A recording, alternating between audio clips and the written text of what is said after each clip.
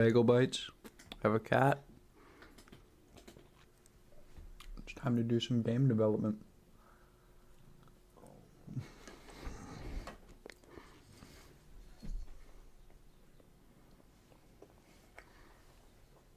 You two are ridiculous, you know that?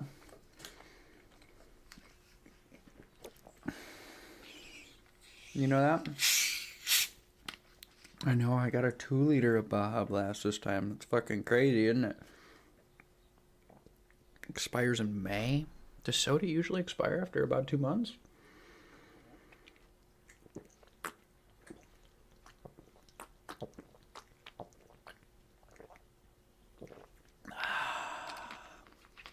It's just like the good old days of streaming, man. Back when I lived in my dad's basement. Had a 2-liter of soda every fucking day. Alright. So what I want to do today.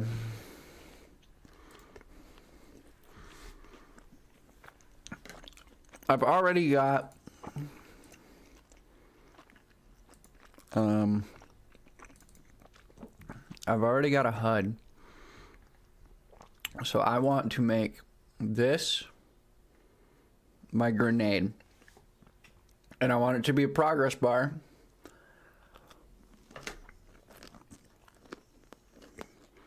That will slowly fill in the background of it. So when this progress bar is full, you can use a grenade. When it's not full, you can't use a grenade. And then this box on the right, for now, it's just going to be a throwing knife. Later on down the road, if I can figure out how to make it work, I'll have other melee abilities. But for right now, throwing knife, grenade. Just make it super simple.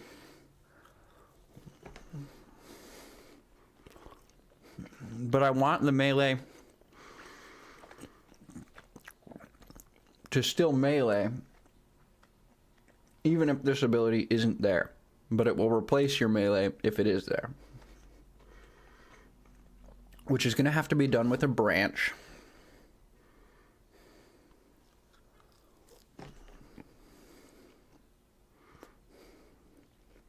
I don't think it'll be that hard.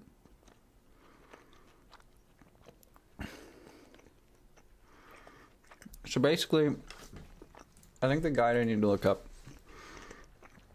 is how to make abilities with timers, with cooldown in Unreal 5. I believe that is the first guide. Ah! No! My bagel bite! Hey guys, welcome back to another Unreal Engine 4 tutorial. Today I'm going to be showing you how to add a jump cooldown into your game so you can't constantly jump. So this is good if you're making like an endless runner or something like that where you want to be able to jump but you can't spam it, so you jump, then 2 seconds later you're able to go again. So let's get right into it. What we're going to do first off is open up the third-person character blueprint for whichever character you're working in. So mine is third-person BP, blueprint's third-person character. And then you see here we have the jump code here. So what we're going to do is just move this down here so we can use it a bit more and have a bit more space. And then we're just going to straight away make a new variable. So we'll hit plus variable, make sure it's a boolean. I'm going to call this I don't think this is what I want. Or something along those lines. So once you've done that, hit compile and we'll set this by default to be true. So by default, the player can jump. So what we're going to do is move out the jump and stop jumping functions. Just move them out a bit over here, and off of pressed, we're just going to straight away get a branch, like so. And keep true going to jump, and keep stop jumping just on the released. And for the condition for this branch, I'm going to be using the can jump boolean that we just made.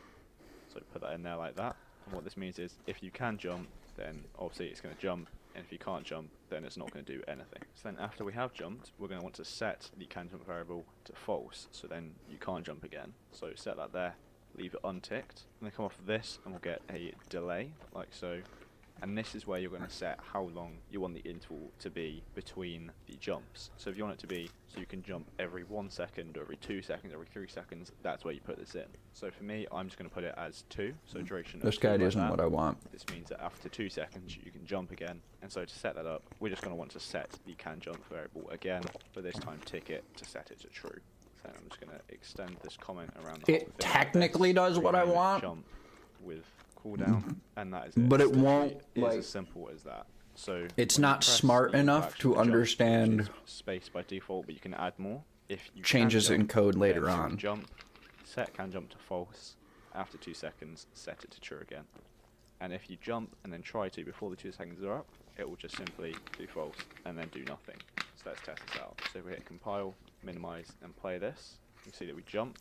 And if I keep hitting space, I can't jump, and then I can after 2 seconds. So I jump mean, yeah. and jump after 2 seconds is up. So that works perfectly. So I can jump, I can't jump, and now I can, because the 2 seconds delay is up. So that works out perfectly. So I think that'll be it for this video. We've done everything we wanted to do. We've set up the cooldown. No, you haven't. What do I want you to do? I want, like, a grenade with a cooldown.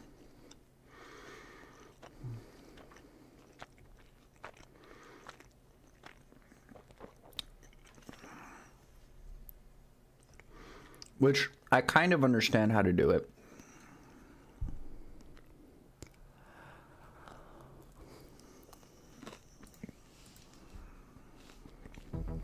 Hi guys, welcome to my video and my YouTube channel. Today I'm going to make a tutorial where I talk about branches, what they are and how to use them. We will be creating a special attack. I will need... which... Ooh, here we go.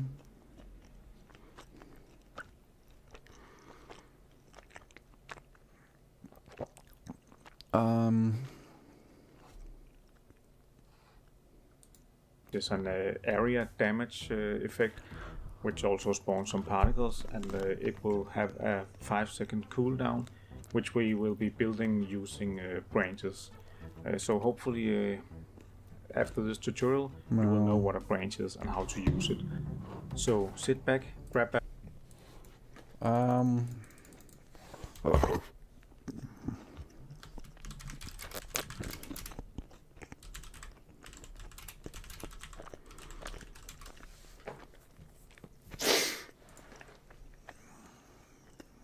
So you just need to see your progress. Not a problem. Progress bars are just like every other UI asset, but they're great for visualizing how much of something you are missing from the total. If we go under Style, under Progress, you'll see a bar that goes from 0 to 1. This represents how much of the bar will be full, 1 being 100% and 0 being completely empty. You can change the color to fill down here, and up here. There's basically 2 parts, the background and the fill, both of which you can change to be whatever you want. Just be sure to remember to change the tint to white in order for the colors to show up correctly. Now let's say our first person character has a value in them called ammo, which is a float, and we wanted the bar to represent how much ammo our weapon had before it was empty. Well, to link the ammo to the UI, under the progress bar on the right hand, click Bind, Create Bind. Drag out cast to your first person blueprint, drag out from the object to get the player character, then drag out here to get the ammo variable. Then connect them like so. Ooh. Now you can... Ooh. Okay, this actually does help me. Okay. So... yeah, this helps me a lot, actually. So I can do... kind of...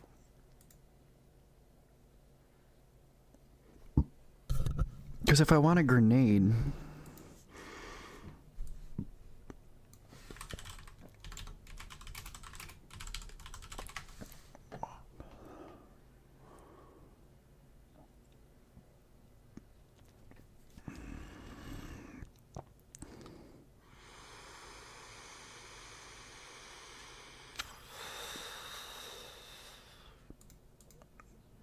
this could work. Hey, how's it going everybody? Dutchman Games here. Today we're back in our project and we're going to work on a few minor tweaks we're going to work on, and we're also going to make a ability. So it's going to be a short episode, but it's going to be packed with a lot of info, so hope you guys enjoy, and let's go right into it. Alright, so first of all, let's actually tone down the sound of walking a little bit, because I still think...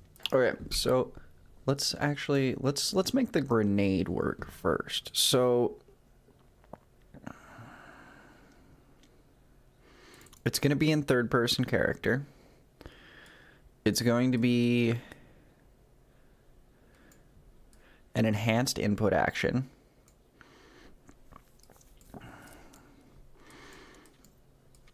And it's going to be grenade. Have I done a grenade input action?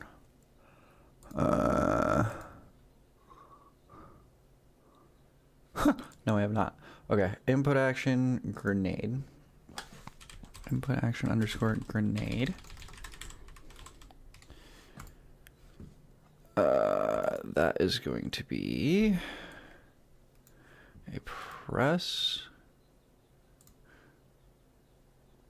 and a release.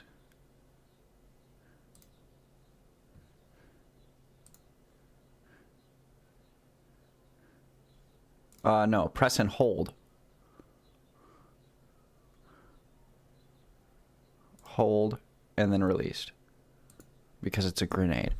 Then in the input folders, I'll have to add a mapping for IA grenade. And this is going to be Q. I like Q for grenade. Q has been my favorite grenade button in every game I've played because it's fast to press. A lot of other people don't like it, but you know what? It's my fucking game. Okay, so it's going to be enhanced input action, and it's going to be grenade. Ooh. Ooh. Ooh. How do you get this? Where is this? IA jump. Okay. Right. Grenade. Grenade. There we go. Okay. So when you use grenade, it's going to spawn projectile.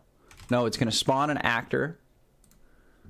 That actor is going to be a new actor that I make.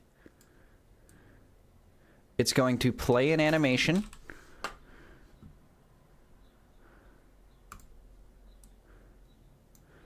This animation is going to be this mesh. And it's going to play a montage, which I don't actually have yet. It's going to play a montage of throwing a grenade. So, on completed, it's going to start timer. Timer? What is it called? Fuck.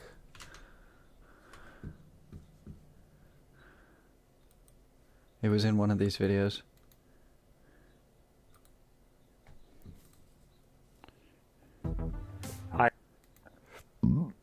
It was one of these ones. This one? The color to fill down is a float. Weapon had before. Bind, get the player character, then drag out here to get the ammo variable. Now you can see that if it has half their ammo, the bar blueprint, drag out and click the bar. I need a There's timer. A bar that goes. Have I done a timer before?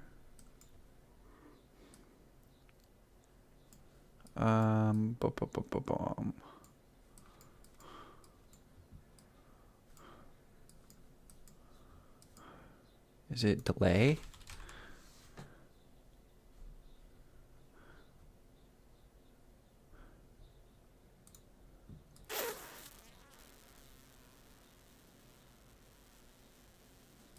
Fuck.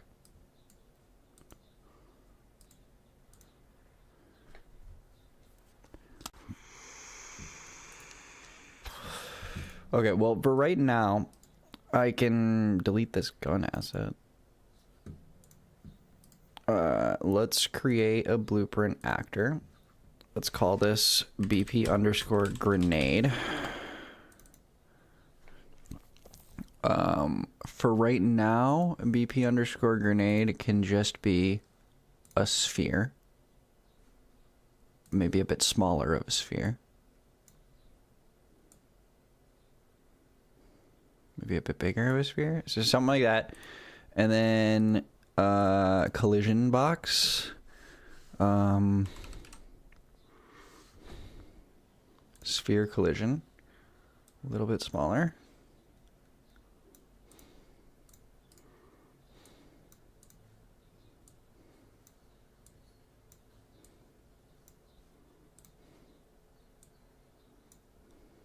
Yeah, something like that. Okay, so grenade. So now if we go back here, we can spawn grenade.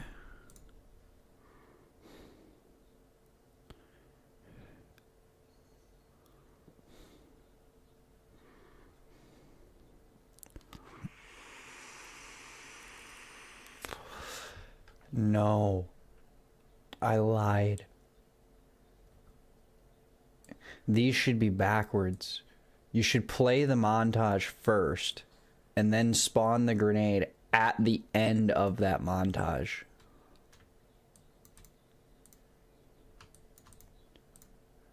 Because otherwise, the grenade will be there.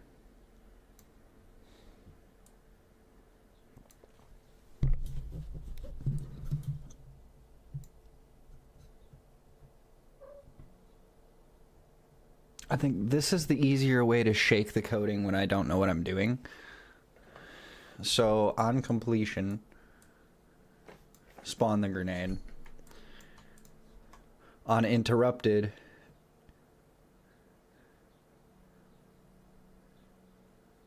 do nothing. So on completed, can I reset a timer? Honey.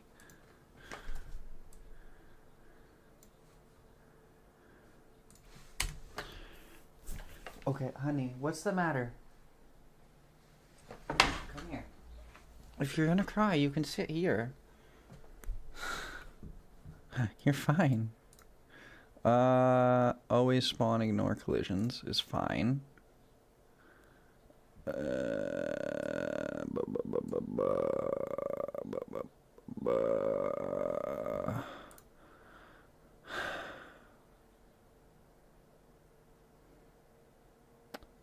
Okay. So now I have to figure out how to change this BP grenade to have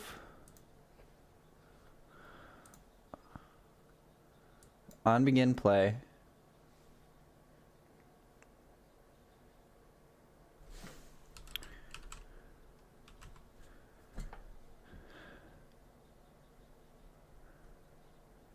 add projectile movement component.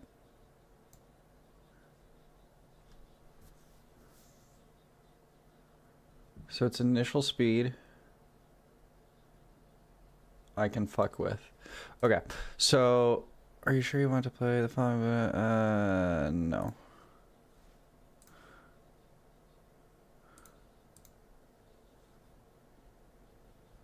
Why?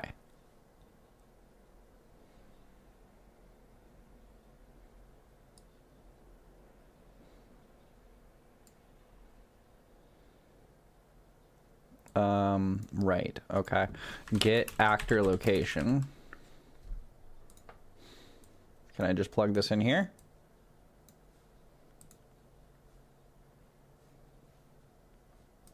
What was my grenade cue?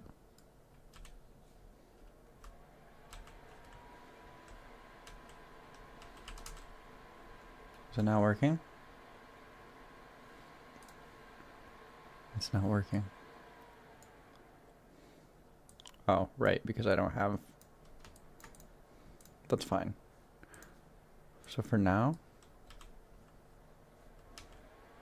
Oh! Yay! Yay! Okay. Well, it doesn't really count as a grenade because it's not going the way that I wanted to. Oh!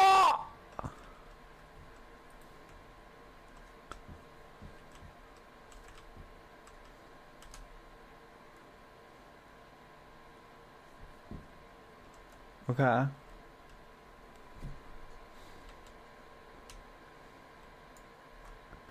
Okay.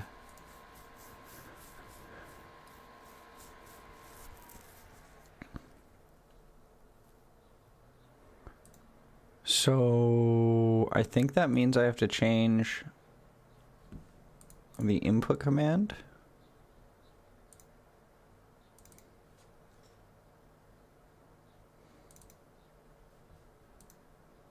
From nothing to just released.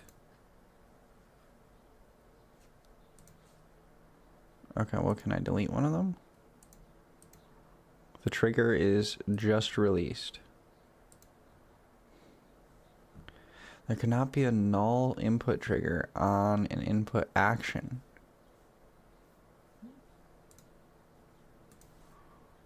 There's not, though.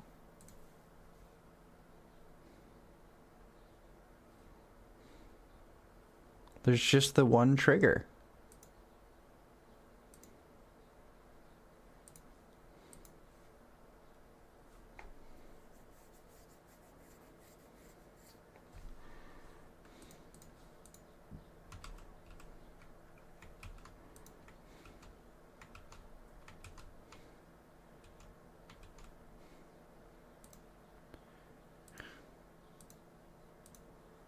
What if I just do this? What? Why though?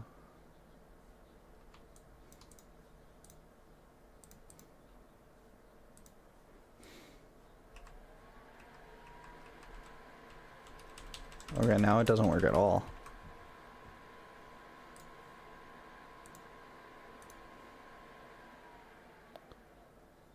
Released.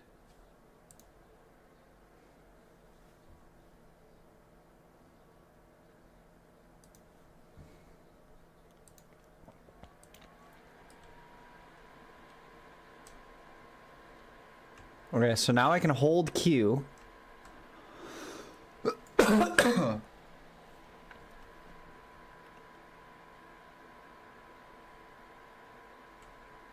It only throws the grenade when I let go of Q.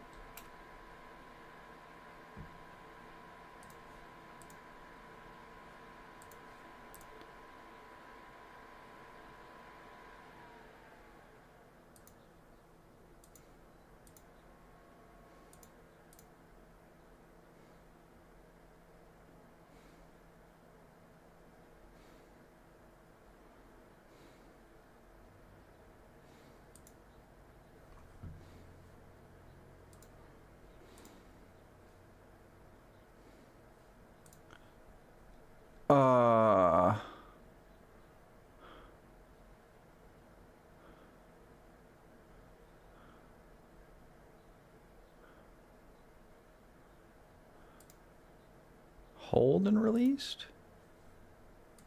I don't know why I get so many errors when it does that.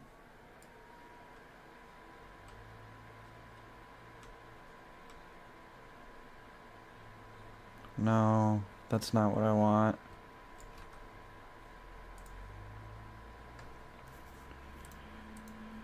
Ugh.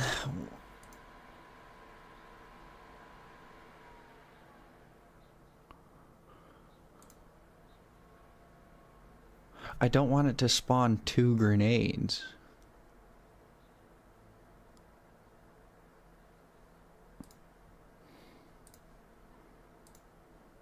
So I guess it should just be...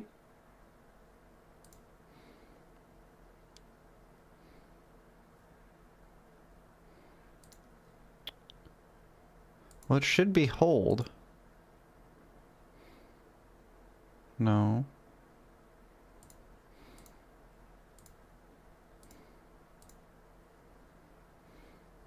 Because when you press Q,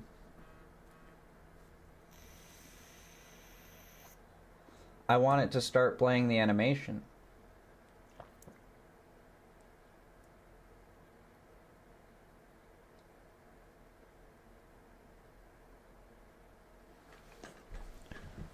But I don't want it to finish playing the animation until I've let go of it. And this is just going to make it... Yeah. So I can press Q, but it's not going to start anything. Unless... Can I play it in here?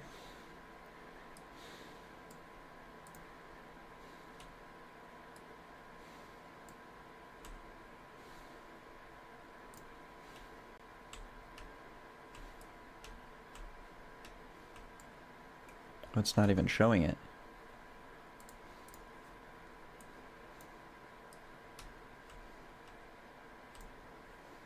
What?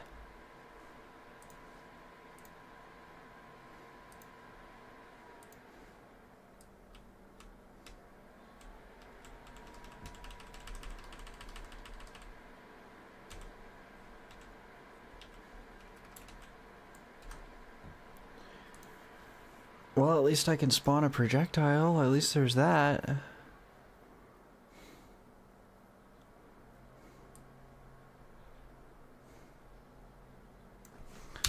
Okay, let's go back to YouTube. YouTube was doing good. So there was this one. Nope. Nope. This one.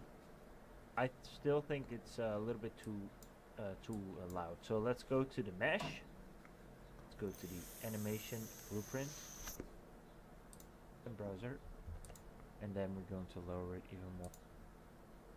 The arcane shot or magic missile, I think I called it. It doesn't yet go upwards or downwards. So let's say we aim up, it will still go straight. Now this could be a game design idea that, you know, we just work on a single plane essentially. You can't really aim up or down. Like Doom. However, I'm not completely sure how I want to do that, so we're going to work on that later. But for now, we're going to make a separate ability, which we're going to put on the 1 button. Now, for that to work, we need to also go to the HUD. And in the HUD, oh, I think I called it UI. Wait, go to the center. There we go, main UI. So in here, we're gonna want to add these images, and these images are going to basically show you that you have these abilities. Now, what we can do best is we can place a button down or an image down, and then a progress bar over that image, and then we can also add a That's actually exactly how I want to do it. cooldown rate on it. So what we're going to do is we're going to get an image, and we're going to place that somewhere in the below area. So let's make the size 40 by 40. Okay, so he's actually doing it exactly how I want to do it. So we got the size here is, I like 70 by 70. So he takes an image, makes the image 70 by 70 as well, and then drops it right on top.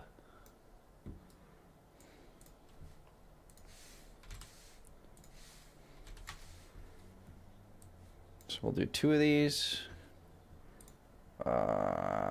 Progress bar underscore grenade image underscore grenade. Actually, I should probably do it the other way around, so that grenade underscore image melee underscore image melee underscore progress bar grenade underscore progress bar. Oh, it didn't even change it. Health underscore progress bar. Can I move these? Ooh, I can. Okay. This one is going to be 70 by 70. And then put that right on there. Okay. So image is going to be under the progress bar. Yes. Image is going to be anchored to the bottom left. Image is going to be anchored to the bottom left. Okay. Very nice. And then place it right here for now. And then we're going to get a progress bar. Place that on top of it, also 40 by 40, like that, and then put the Z order on 1 so it's above it. Okay, so the Z order is going to be 1 for the progress bars.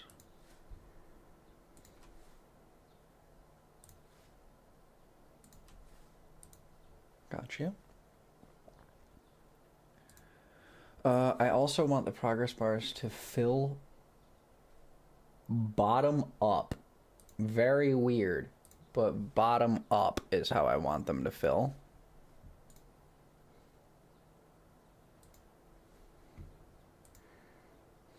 So basically it'll be like a empty jar, and then it'll slowly fill up to your full limit, and then you can use it.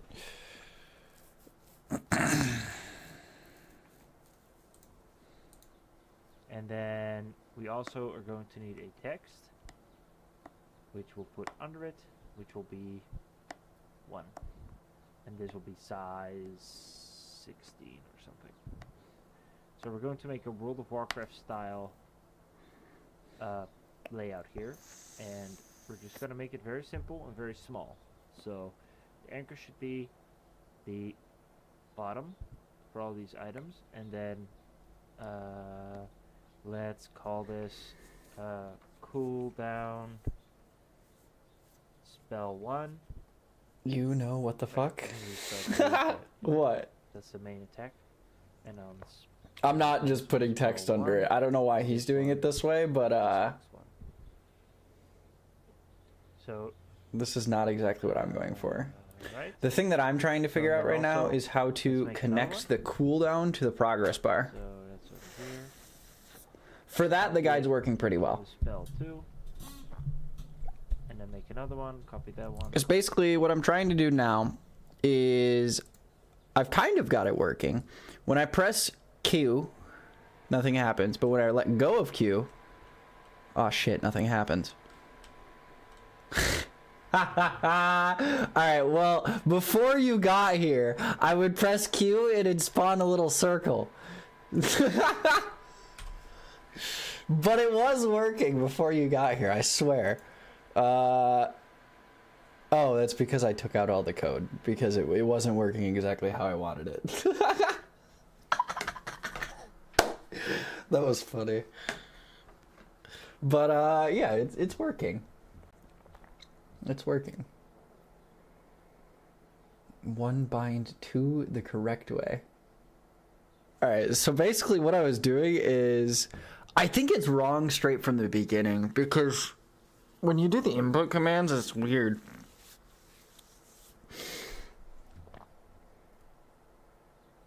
Let's go back to UMG in the progress bar. Okay, okay.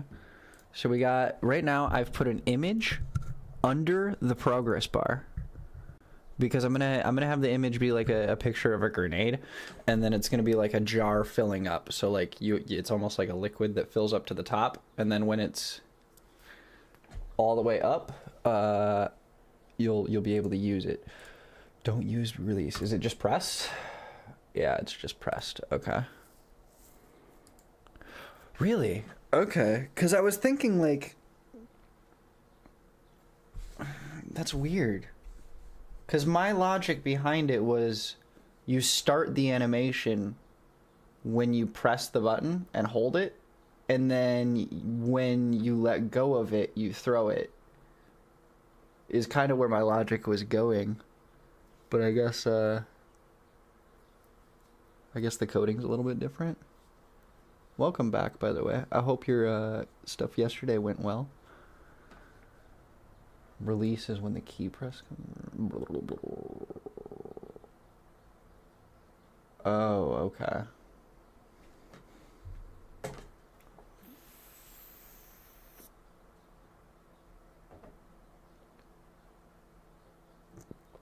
I did. Good. I'm glad. I'm glad. I'll have to look into what you're doing at some point. We'll definitely have to come around. But yeah, I'm kind of. Let's just do. Yeah. We'll start symbol. Then we'll go from that. So pressed. We just want the grenade to spawn with a full progress bar. All right, bet. So pressed is good here. Save. Oh God.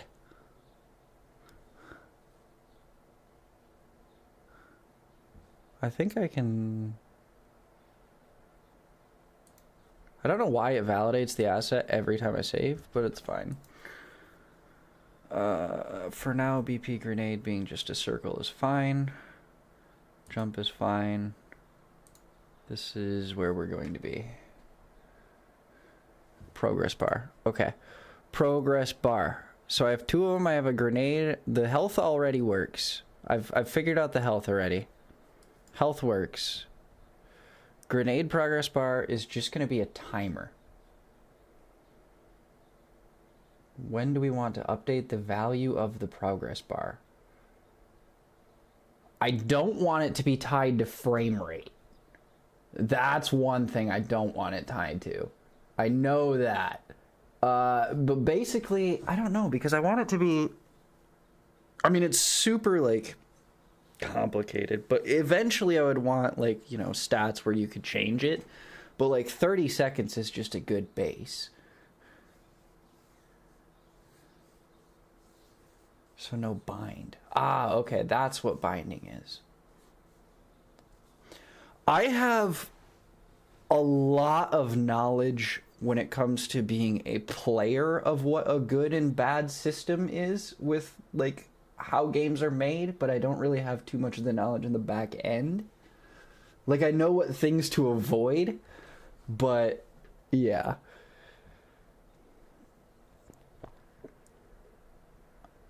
Using gas. I have seen gas. I have not.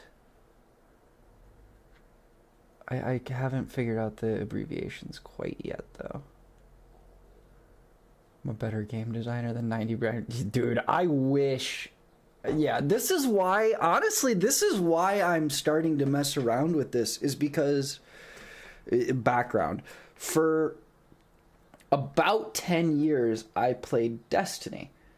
And Destiny is the game that I think has the most potential on the market of any game that's ever been released. It's got so many good things going for it, and they do nothing with it. I would love to just do something with the thing that they've done. Something that someone enjoys is kind of my idea, man. Because, oh man, there's so much potential there. Ex-pro Halo player? Oh god, so you know the pain with Bungie. You know the pain with Bungie. It's just, there's so much potential there. Destiny mentioned. Yeah, dude, Destiny's always mentioned in my stream. Welcome back, EPC. Hope you're doing well. I haven't seen you in a long time.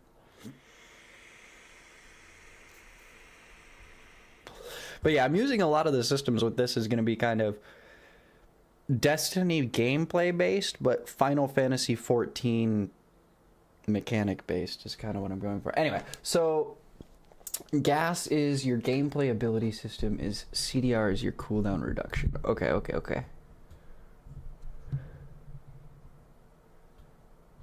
Yeah, I think we'll probably get to that later.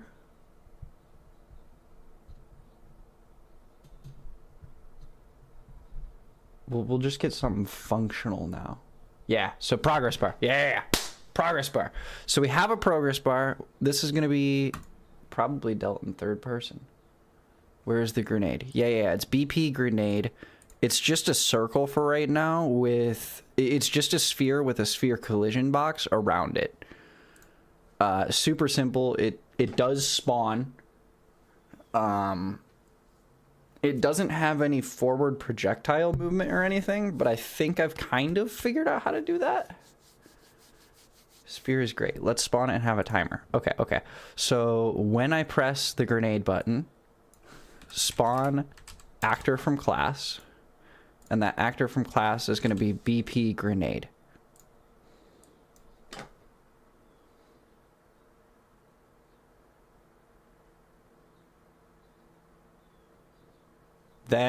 Then I'm going to create a variable called can throw question mark. There's going to be a branch somewhere with get throw. I have to compile. Can throw will be set to, oh shit.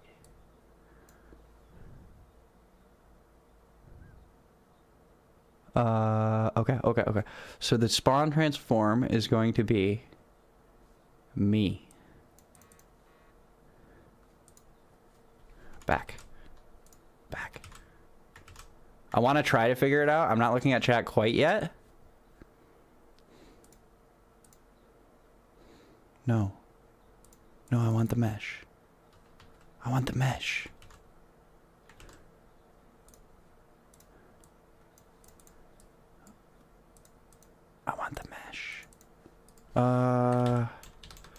Get reference to self.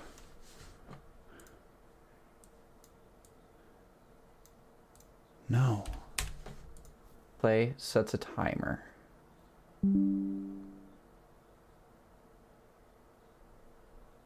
This is back in the character blueprint, yes.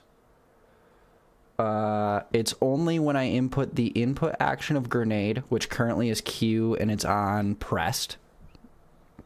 Because we switched it to pressed. Right click Tron transform. Split. Okay.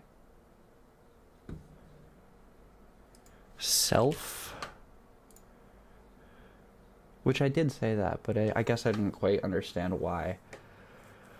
Okay, important lesson. What is the important lesson? Did I DC? Yeah. I will listen for the important lesson. I do have 0 viewers, so it's probably me. Okay.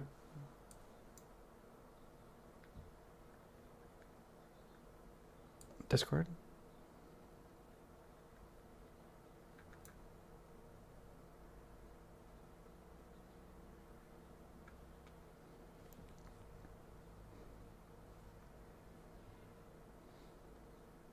The pit is my Discord. This one.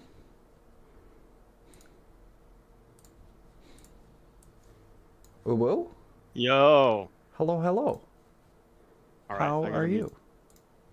I'm doing well. All right. So you've reached a point where there is a very important lesson, and it's going to be how data flows. Okay. So when we're looking at UI, UI is at the bottom of the flow list. There is a few things. There's game mode, game state. I don't expect you to memorize these, by the way. Game mode, game state, to player controller, to player character. Somewhere between character and controller is HUD, and beneath all of it are widgets.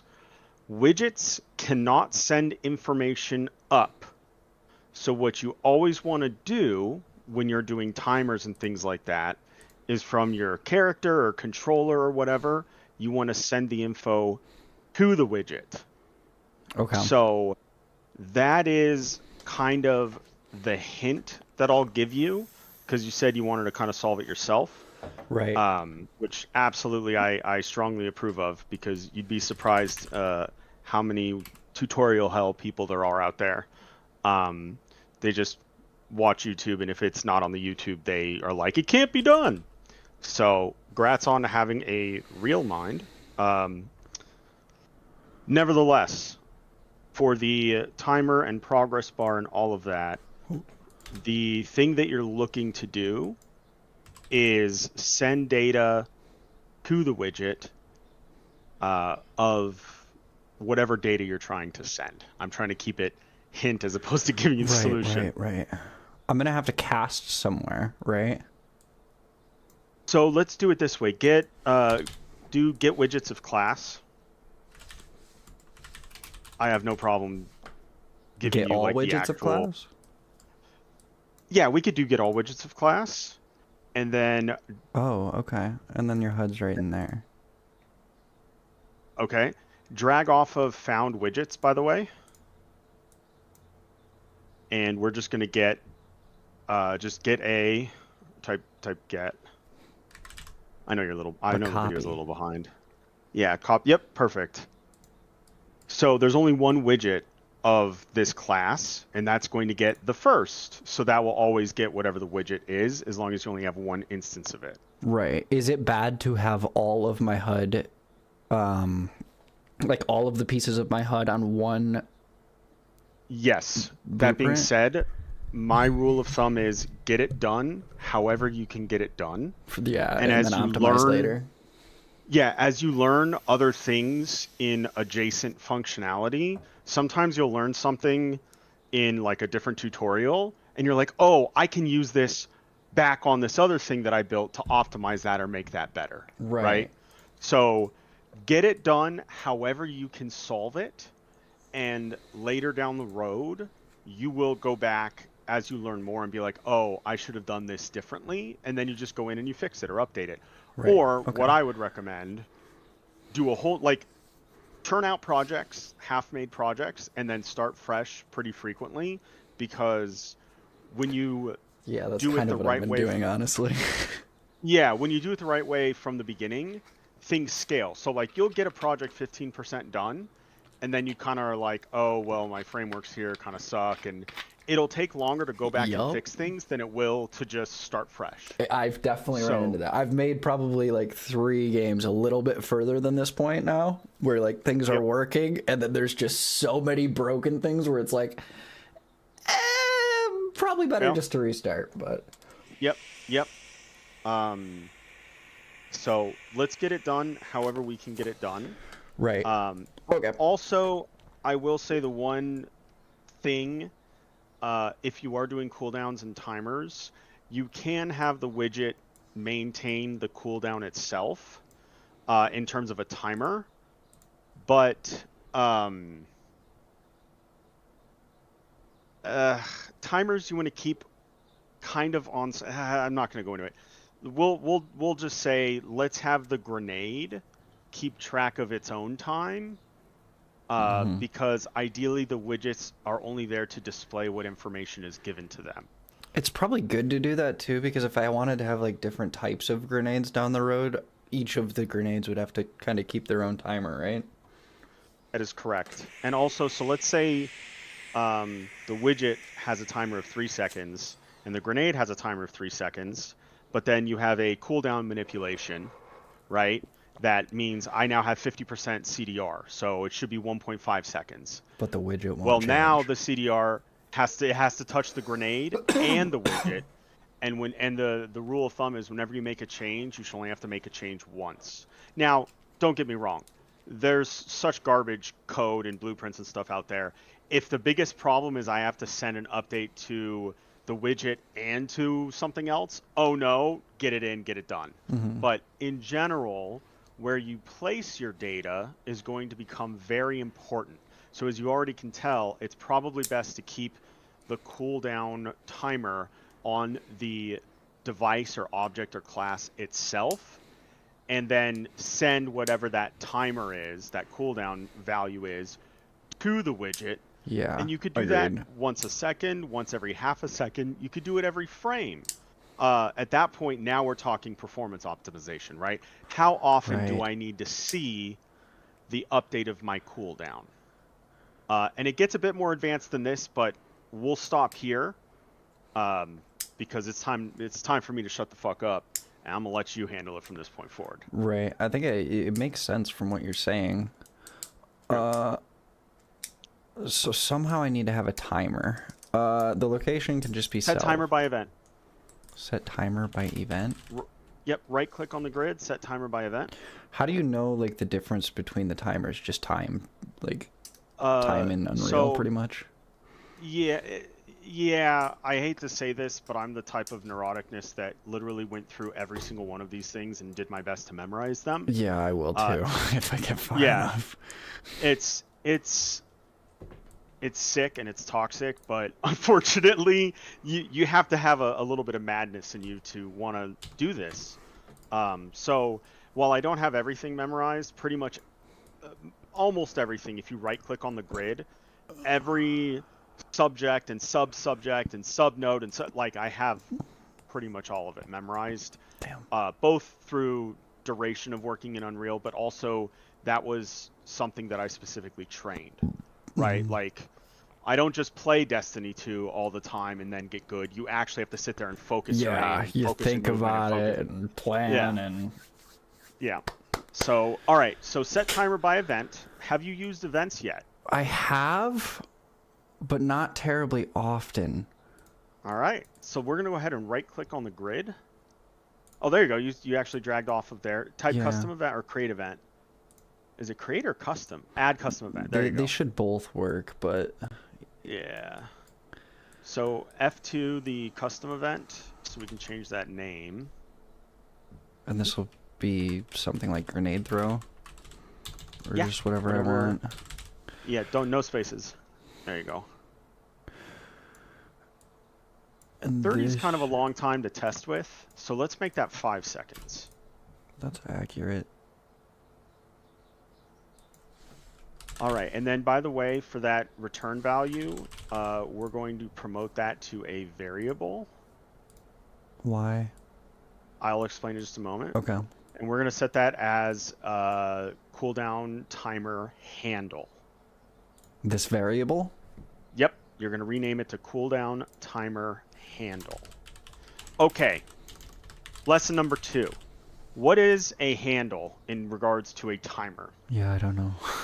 The cooldown is 5 seconds for this grenade. Mm-hmm. When I throw my grenade, the first iteration of that cooldown, like it's on cooldown, right? Yeah. Let's say the cooldown expires and I throw the grenade again. That second cooldown, like there's the first cooldown and then the second cooldown. I know it's all in a sense the same, but it's the iteration of the cooldown. Does that make sense? Like it's the current I'm on cooldown. The reason that's important, let's say you have an ability that refreshes all of your spells or abilities, in this case, grenades, right? Okay. I need to wipe all of the cooldowns. If all I have is a generic reference to the cooldown, I know it's 5 seconds, but I can't reference the actual cooldown to manipulate it. That handle is the actual cooldown that can be manipulated. So, like, if it's 2.5 seconds, the cooldown timer knows that it's halfway through? Correct. Okay. So that is the current, in a sense, it's the current cooldown that you can manipulate. Right. So it's telling Unreal how far along it is so far. Yes. Kind of. Yeah. We'll go with that. Yes. I see what you're saying. Yes. So that's what that is. And the reason that's important is go ahead and drag cooldown timer handle onto the grid and get not set. Oh, okay. And I'll just show you real quick. Yeah, because this is new. This is all new. I know it's new. And and honestly, showing you this is probably more advanced than 95% of designers ever get to. I'm okay So I with apologize that. for throwing you in the fire. Yeah. No, it's fine. I'll go back through this afterwards and figure out, like, why it works, so... Yeah, so drag off the timer handle, the cooldown timer handle. And you'll notice there's clear and invalidate timer. So just type clear. Okay. All right. So that refreshes the cooldown. That will kill the timer, which when that happens, like you send the event to the widget, hey, I no longer have a timer. It will, and here's the freaky part. You have to clear and invalidate the timer. Otherwise, in most instances, that cooldown will just sit at 0. And even if you reset it, it stays at 0. So it'll bug? Because there's no such things as bugs. It's human error. Computers do exactly as they're told. Right, but... I know what you're saying. So yes, depending on how you're using certain things, you may have to clear and invalidate that timer in a sense to reset it. Okay. Is that only with progress Otherwise, bars, or will that come in down the line this too? will come in handy for everything, not just Okay. cooldowns, but for other stuff. Anytime you have a timer, so in Counter-Strike, you have rounds. You have Yeah. a minute 45 default, and then you have 40 seconds on the bomb once it's planted. Yeah. So your game state is I have 1 minute and 45 seconds before the round ends, at which point the game state goes from combat to round end. Well, the game state then changes to 40 seconds when the bomb gets planted. So your combat duration is 145, 144, 143. As soon as the bomb is planted, clear and invalidate that handle, and now my Okay. game state combat is 40 seconds. Right, that makes sense. Okay.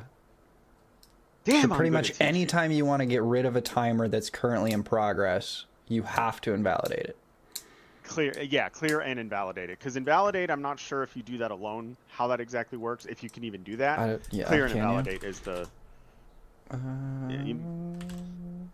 Oh, you can. Okay. But yeah, okay. So clear and invalidate it to get rid of the timer. Yep. Okay, okay. Yeah, that makes sense. The Counter-Strike way, yeah. Putting it into gamer that- words, man. It works with me every time.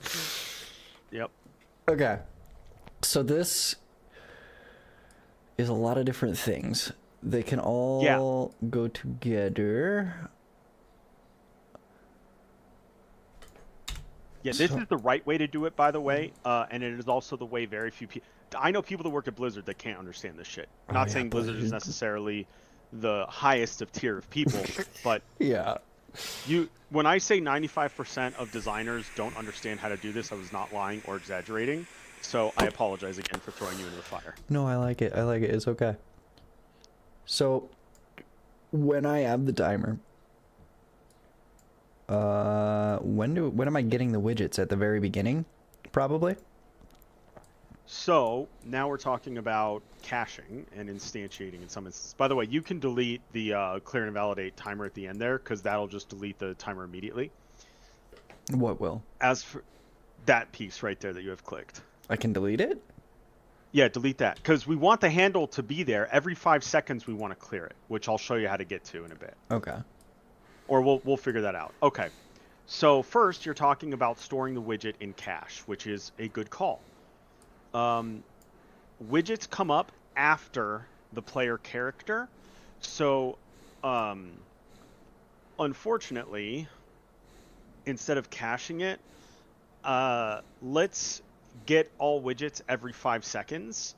Like at the beginning. So grenade throw, we want to get the widget of class right then. There's another way to do this, but we'll keep it kind of simple for now. Right. So whenever somebody throws, you hit the throw grenade, Yeah.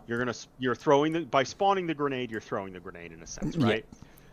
Then we're gonna set the timer for 5 seconds because that's the cooldown, Yeah. right? So then we're gonna get all widgets of class, and now we have the widget that we need here at the bottom that's our HUD, that has the progress bar. So let's actually drag off of the get and see if we can even get the progress bar. Yes. So with that There's grenade your grenade progress bar, bar. Now, I need to update I'll let you it. figure it out from here. Yeah, I've done it before. I'm pretty sure. And also, if we do want to set a timer on the widget for right now, if you're doing a single player game and or you don't care if people cheat, which, my opinion, For now. yeah, like ActiBliz and Bungie and Riot, they have multi-million-dollar departments dedicated to anti-cheat, and it does not do anything. So No, not really. if you're a solo dev or an indie company, especially if you're just doing single player and co-op games, bro, if you're playing a co-op game with your friends and you want to hack and cheat my game, have fun. I don't care. You already gave me your money. Yeah. Right? And I assume people are going to So- want to mod it and shit and do whatever they want. so Yeah, it's- let them. Who cares? Okay. So, So somehow I've knowing got to that- connect these and get rid of the timer. Yeah. well, how? So, Because for me, it like. I mean, obviously I'll put an animation at some point, but that's later. I have a blue.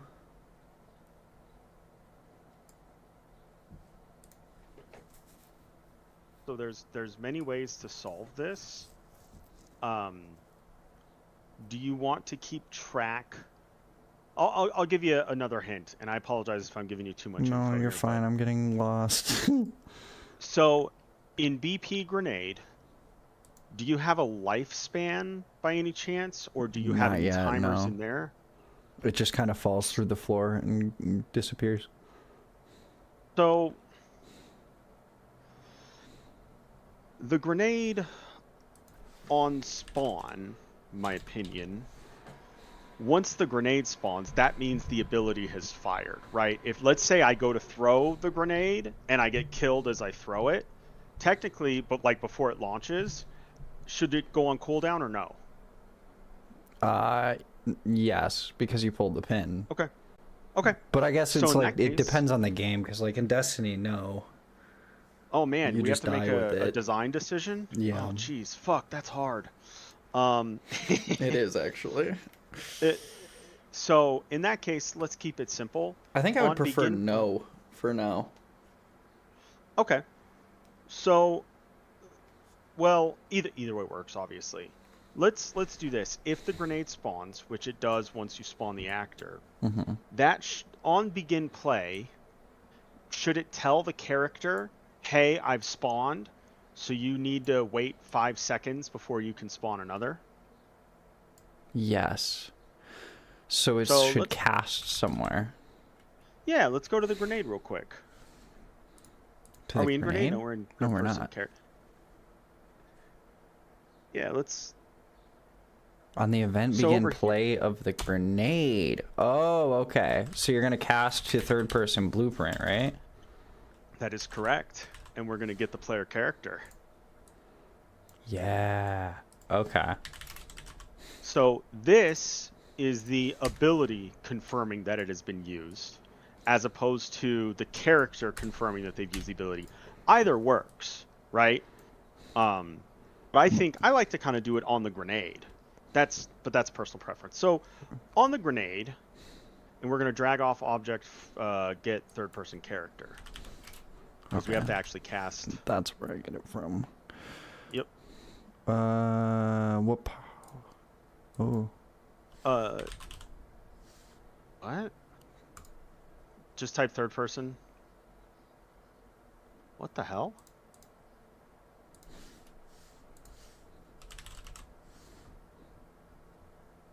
Is there... Oh, get player character. Excuse me. I'm sorry. Oh. It's not get third... It's get player character. Controller?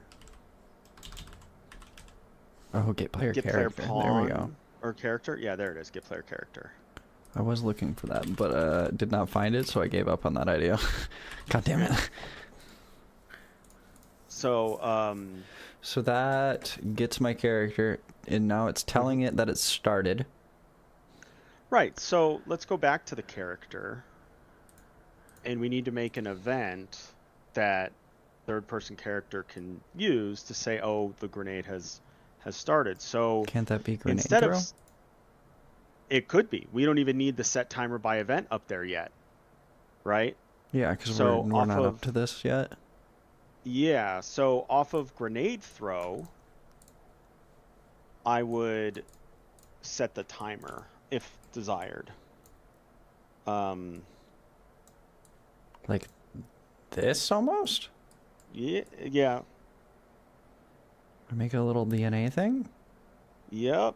Really? That works? And the, well, no, you don't need the red thing attached. You're actually going to have grenade throw and then grenade cooldown reset, let's say. So do another custom event below the set timer by event. Like off of, drag off of it. Yeah. Perfect. And I would say grenade cooldown refresh. Okay, I find Yeah, it's all good. Yeah, that's fine. Now, so what's going to happen is, let's go back to the grenade. Okay. And now I have a custom event. Yep. So Drag off of BP third person character, and it's going to be a grenade throw. Drag off the blue circle.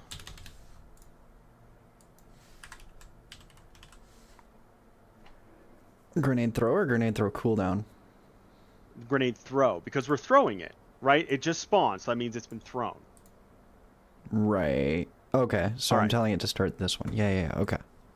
All right, so now on grenade throw, we are going to set a timer for 5 seconds.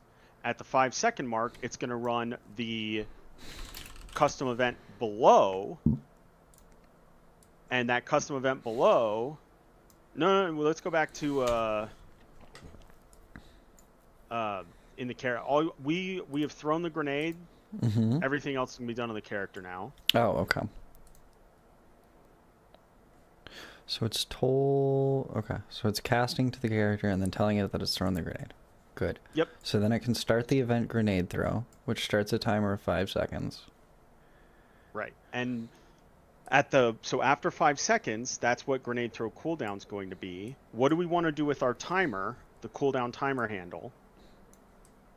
Because it's after 5 seconds. We would want to clear and invalidate it because the Right, which I had before. yes. Is there no booleans? We can set up a boolean. The clear and invalidate needs to be on the bottom. So the way set timer by event works, this one's on me. I should have explained it better. So grenade throw happens, and then it sets a timer to fire the event that is spaghettied below it. So after 5 seconds, grenade throw cooldown will happen.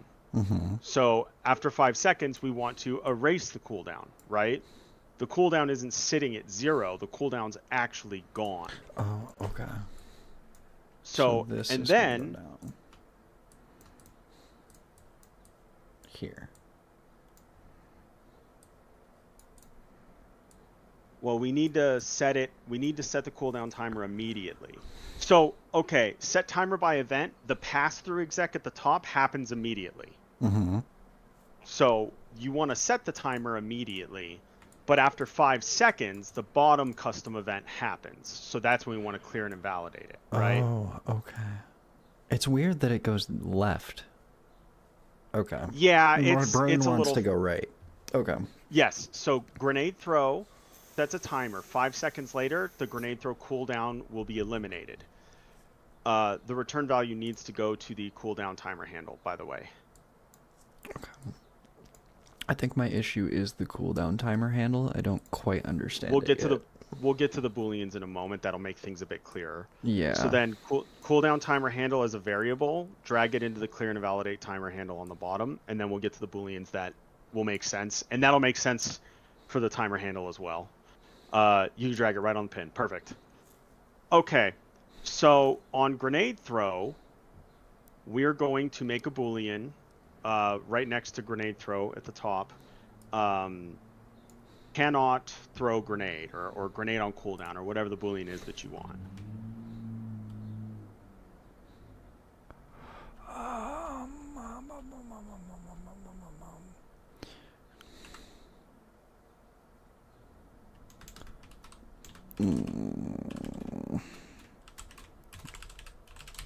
That's not a good name, but it's fine. Grenade on cool. I think that's fine. Don't put a question mark there. No? If instead of question mark, put is at the beginning of it. Is grenade on cooldown? No question mark. Oh, punctuation at all. Okay.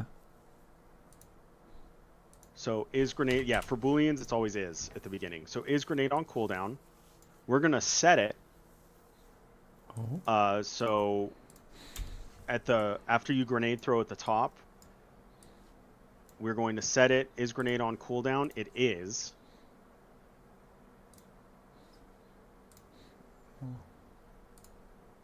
To begin, it is not.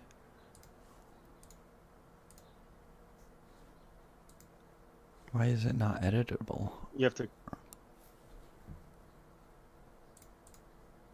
That's weird. Did you? What the hell? Yeah, your stuff's all gray. I don't know. I've never seen that before.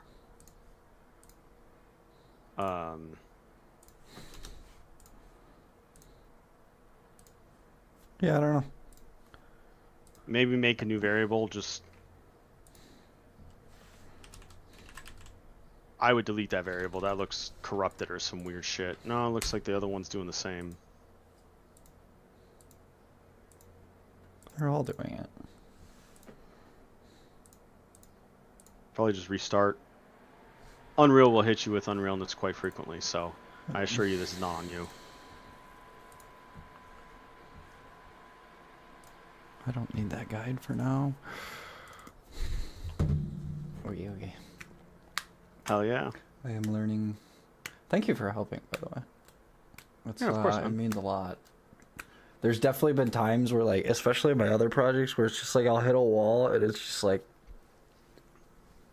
okay, we'll just try Yeah. to make something else work for now. Yep. And the problem with a lot of these tutorials is it's like, all right, how to do something in 5.1. And you're like, it's 5.7 something by now. Yeah. Like, they change so much stuff so frequently. You will have to bash your head into a wall. Literally, as I have said to other people, you have to reach a point of madness and choose to press on further. Like, it's a process. Yeah, I may have right. taken a break from this for a while. Now I'm coming back to it. Because last don't time I blame was you one playing, bit. oh man, I had a Souls-like idea. And it was working pretty well. I had like animations and everything. The guy would run up to me and he'd try to stab me. And then he would just try to stab me like over and over and over again, super fast. And he'd just slowly spin off into the sky. It was majestic, dude. You have no idea. You gotta clip that and put them highlights out. Yeah, I should. It was good fun. Yeah. Yeah. Okay, so booleans. I like booleans. They make sense. So I can set Excellent. it to on cooldown. To start, Yep. it's not on cooldown. That makes sense for me. And I've done some of that stuff up here. And then you want to set it on the bottom as well, because after 5 seconds, it's no longer on cooldown. Right. Right. So I'm going to set it to false after 5 seconds. And honestly, you could literally take the cooldown timer handle and the clear and invalidate timer handle out, and it would be the same thing. The difference Yeah. is if you want to act it, like, you couldn't change anything if you did not have that timer. Mm-hmm. You can manipulate that timer in post. So let's say it's a 5-second cooldown on grenade. I've spent 1 second chilling. Now it's at 4 seconds. Now I activate 50% cooldown reduction. That 4 seconds becomes 2 seconds. Well, if I don't have this timer, if all I have is the booleans that change after 5 seconds, then I can't manipulate that cooldown. I don't get to go from 4 to 2 seconds.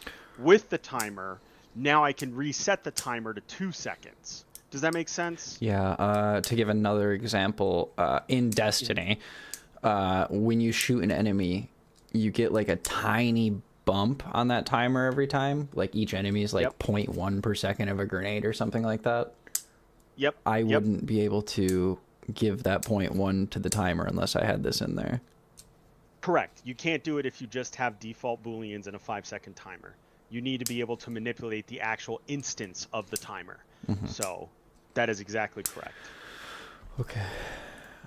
Now, we're not going to be worried about cooldown manipulation, because when I tell you that shit is actually extremely fucking hard, I'm not exaggerating. Okay. So we're just I'm just setting you up with the right way to do stuff because you're at a very pivotal point where you're either going to develop really bad habits or really good habits, and I didn't want to see you develop bad habits. Right. Okay.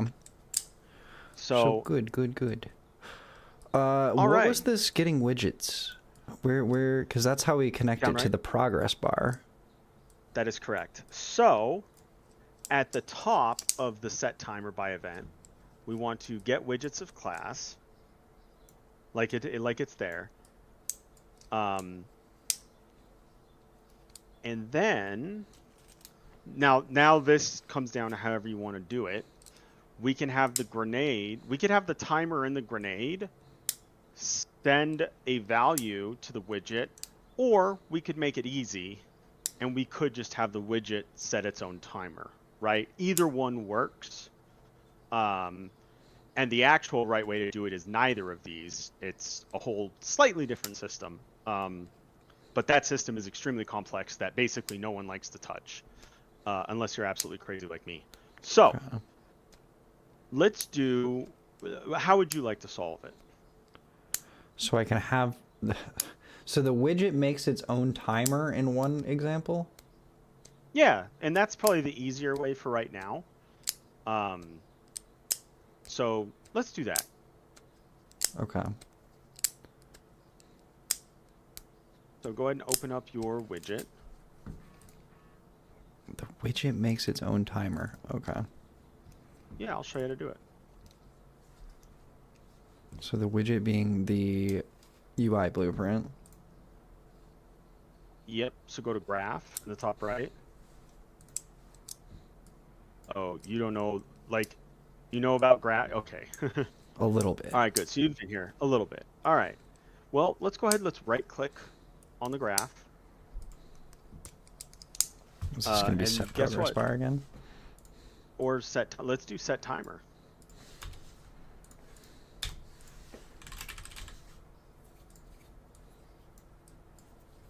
And this will be right on initialize too, right? No, because this is on a this different, would be this will be on a grenade. Okay. Yep. So we're going to do another custom event here. And it's going to be grenade start or whatever.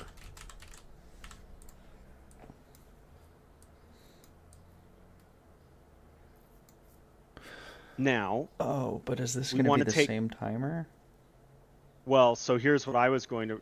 So we're going to manage two timers, one in the character and one in the widget, which sucks, doesn't it? Yeah. Because what if I want to change the cooldown from 5 to 6 seconds? I have to go and change it in both. That's why I said while this is easier to set up, it is not the correct way. Yeah, I don't I'm like glad you that. immediately caught that. I was talking about this before you got in chat. This was one of the issues that I was having. Is that, yeah, I don't want it to change multiple times. Because then you could also end up having a discrepancy between what the player sees and what is actually happening.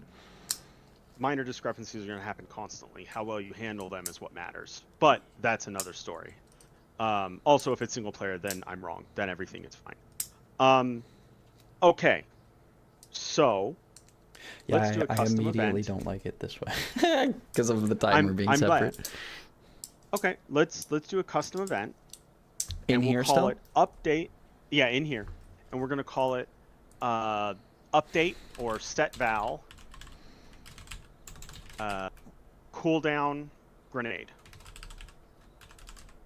Update the value of the cooldown for the grenade. Okay.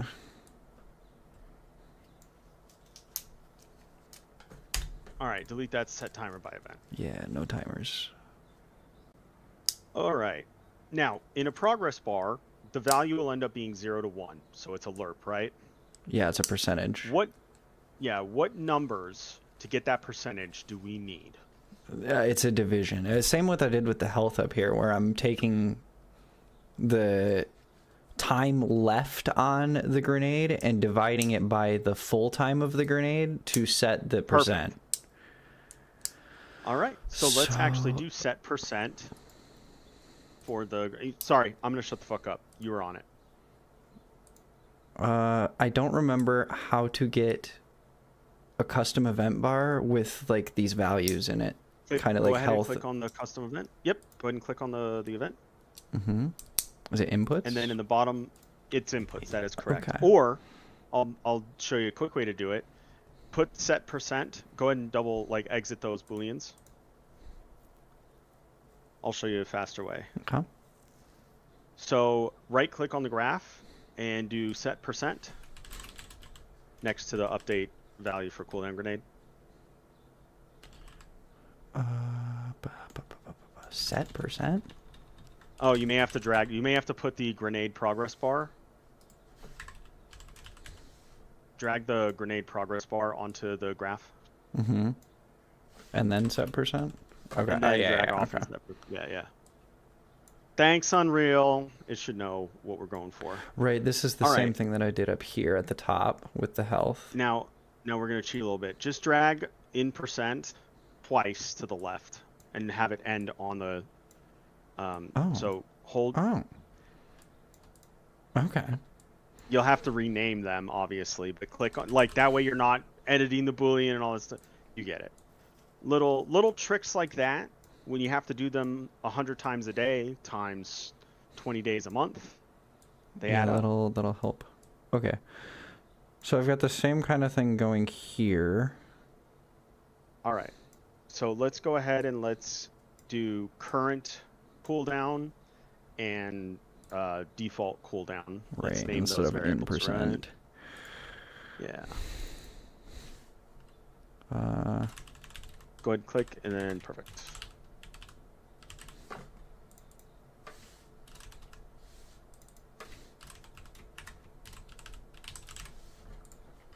and those will be floats because they're numbers that can change. Well, so do you know the difference between float and int, and why it's called a float? An int is a whole number, but I don't think it can change. Ints can change. Okay. Int just means whole number. Float Floats it. stands for floating point decimal, which means the decimal can float anywhere. That's why you get 2 point whatever, or Okay. 2 .016 or 20 point whatever it is. It just means floating point decimal. So now we have update value of the cooldown grenade. Let's go back to the character. Okay.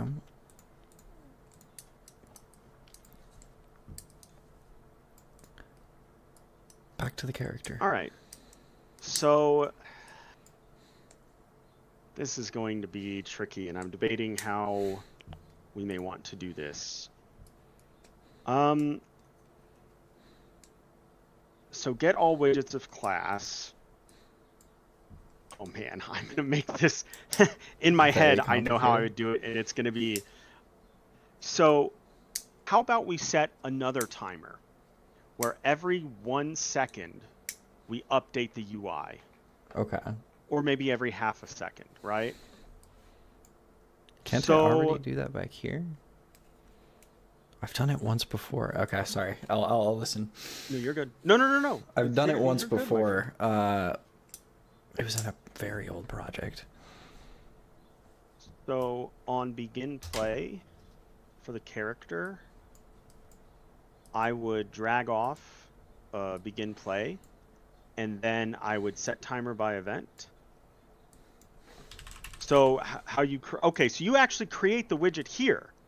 Okay, then do you store that HUD widget as a variable? I'm you- not too sure. you- I just kind of Bad boy. bad boy. Yeah, so here's Oh, what we're no. gonna do: drag off of drag off of return value for WBP widget. Return value for WBB widget. Where? Yeah, where it's Okay. create- Yeah.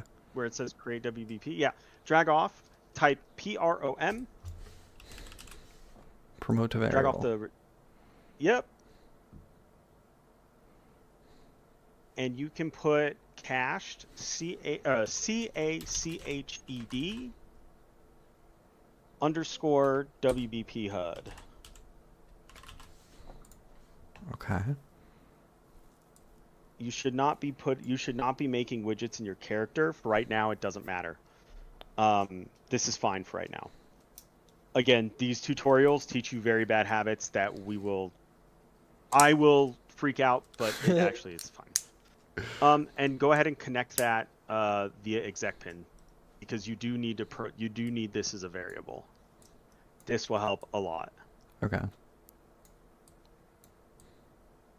All right. And to give you an idea, let's go ahead and go back to, well, we'll just do it differently. We'll leave it here. Okay. So off of begin play, we want to set a timer. Let's say 0.5. So every half a second, we're going to do something. Mm-hmm. And we want to make sure it's looping because it's going to be every 0.5 seconds, right? Right, makes sense. Okay. Yeah. And we'll do an event. So right click or drag off custom event. And we'll just call this update HUD.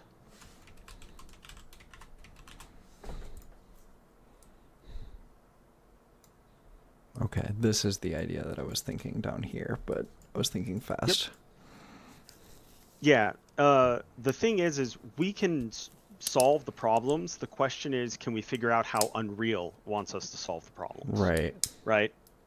So let's grab cached WBP HUD and do a drag it on and get,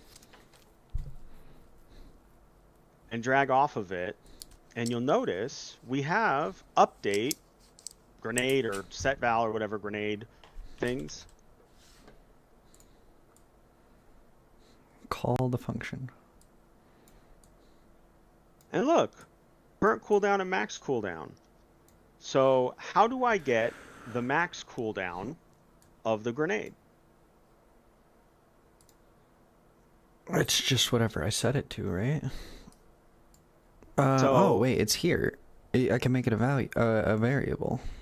Whoa! There it is. So let's make it a variable and let's plug that maximum cooldown into the timer duration and into the update. 2 variables or only 1? You only need one. For max cooldown you'd want one, and for current cooldown we're gonna want one, right? That's what I was thinking. Okay. Yeah. And these will also be floats. Get both of these. And then I can just plug it right in there. Hiya.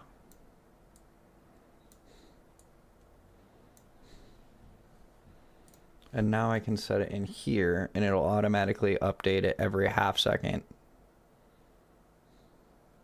That is correct. even without me having to go into the widget. Okay.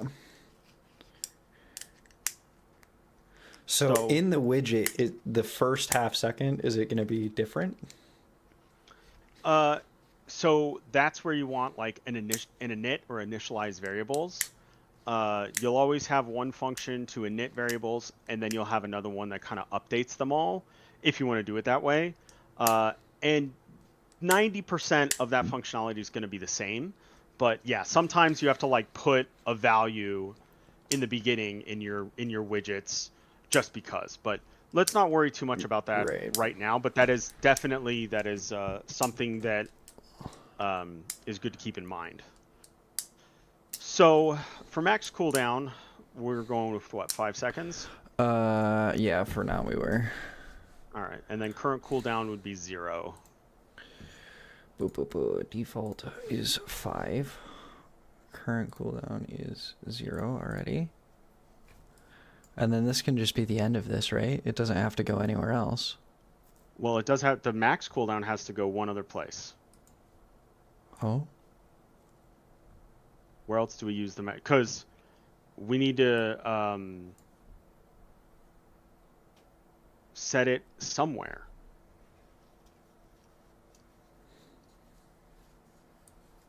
So that way, so what happens if I want to change it to 6 seconds or 7 seconds? What else needs to be affected? Well, I wouldn't think that you'd be able to change the max, would you? I'm saying, let's say version 1.0, 5 seconds is the grenade cooldown. And then we're like, oh, grenade's OP. As the developers, we want to make it a 6-second cooldown. Remember, we only get to change one value, and that value is going to be that max cooldown. So where else do we have to change, or where else do we need to plug in max cooldown to make sure everything flows correctly? I'm not too sure, because to me... Set timer. Go to the set timer. Not that one. The grenade. The initial grenade The one down here? Wait. So see how that says set timer by event 5 seconds? Yeah. Well, what if the grenade is 6 seconds now? What if we want to make it 6? That timer's still set to 5. Oh, okay. I didn't realize that this was... That you could do that? Yeah. There you Or go. I guess I didn't realize that this wasn't a variable until now. Well done. Okay. So, Thank you. now, how do we calculate the current cooldown remaining? I think I've already done that down here with the division, right? And then I'm setting the percent of the Right, bar. but currently cooldown is set to 0, and nothing affects current cooldown. Oh, and you can't divide by 0. Well, and I mean, like, current cooldown's just 0. Nothing tells it to go to whatever the max... Like, right when the event fires, when I throw it, current cooldown should be updated to the max cooldown, right? And then every half second, it should know approximately what its value is. So how do we do that? Okay, so when I throw the grenade, I need to... There needs to be a timer. But there's have one. already a timer.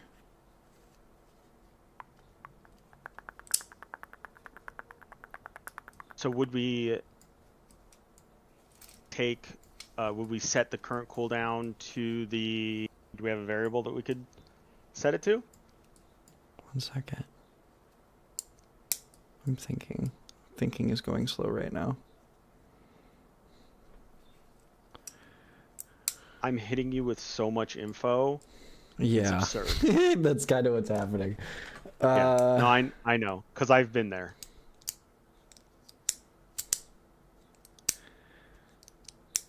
And that get all widgets of class we don't need anymore because we've stored the HUD variable. Up here with the update mail. No, so the cached WBP HUD, Mm-hmm. that's the same as getting WBP HUD in the over on the set timer all the way to the down right. Is it because I'm already doing it up here? Correct. So you make it using the create widget, and then you're storing that widget in memory. So the player character always has a direct reference to that instance of the HUD, to that widget. So we don't need to find that widget anymore. We already know where it is because we've stored it as a variable. Okay. Anyway, so back to this. So the current cooldown, I need to get a reference to that timer. And then, oh, so maybe I almost need to do the same thing in here where I divide it by the max to figure out what the number is. Right. That's I mean, we're doing that up in the update. My question is, how are we setting what the current cooldown is? How do we know how much time is left? Oh, like how do I connect it to the progress bar almost? Oh god, I don't know. You're good. I've hit you with so much info. So when I throw my 5-second cooldown grenade, the max duration cooldown's 5 seconds. The instantaneous moment that I throw it, my current cooldown is now 5 seconds. So current cooldown equals max cooldown when I throw it. Right, but it has to reset. After 5 seconds, it'll reset. No, it'll only reset when I throw it, right? Right, that's what I'm saying. Yeah. So max cooldown is 5 seconds. Current cooldown is at 0 when I can throw it. And then as soon as I throw it, my current cooldown is 5 seconds, which is the max, right?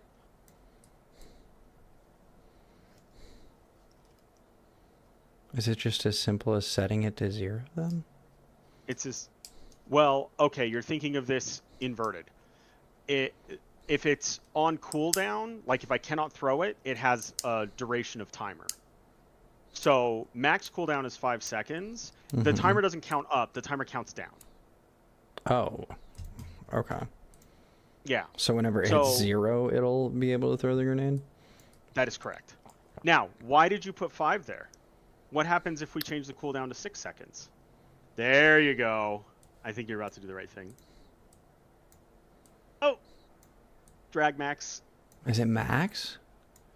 It'd be max, because again, we're never setting the current cooldown anywhere.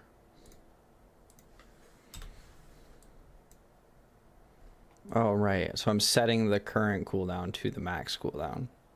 Yep. Oh, okay. Yeah, I was thinking about it backwards. Okay. Yep.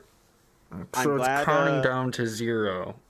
Okay. I'm glad that only took 2 minutes as opposed to, 2 hours. I'm like, why is this not working? And it's because the timer counts inverted to the way you had thought. Yeah, that's gonna be weird. You get used to it. So when I clear and invalidate the timer, I'm gonna have to do the same exact thing. Right? If I were to ever do that? Well, no. You want current cooldown at 0 because you have no time left before you can throw it. Think of cooldown as how much time left before you can do something. That's how it's always going to work. So in it's the back only end. if I've thrown it. Right. Yeah. Design decision. Okay. So. Yeah, I think I'm hitting too much information. It's only been an hour. We can call it here, my friend. I apologize if hitting you with too much fire. No, it is But fine. I do want to show you one thing remaining. Grab the cooldown timer handle and drag off of it. Just the bottom middle one. The cooldown timer handle. That's like plugged into clear and validate timer. Just drag off of it to the right. Yeah. Oh. Get time remaining or duration or something like that. Get timer remaining time by handle. So get time elapsed and get time remaining. So there's your time remaining, my friend. How do you keep track of the current cooldown? You don't have to like set anything, man. That's it right there. That's how much time remaining. So it counts down from 5 to 4 to 3 to 2. So if we want to go back to the update custom event. Where was that? The update UI. Yeah. I think it was up here. So. Yes. So your current cooldown, honestly, you could just get the timer handle and get time remaining and then put that in there. See how easy this is? That's why you want to keep track. That's why you have timer handles and things like that. So I can get the timer countdown handle, and then so I can do the same exact thing that I'm doing down here, pretty much. Yeah.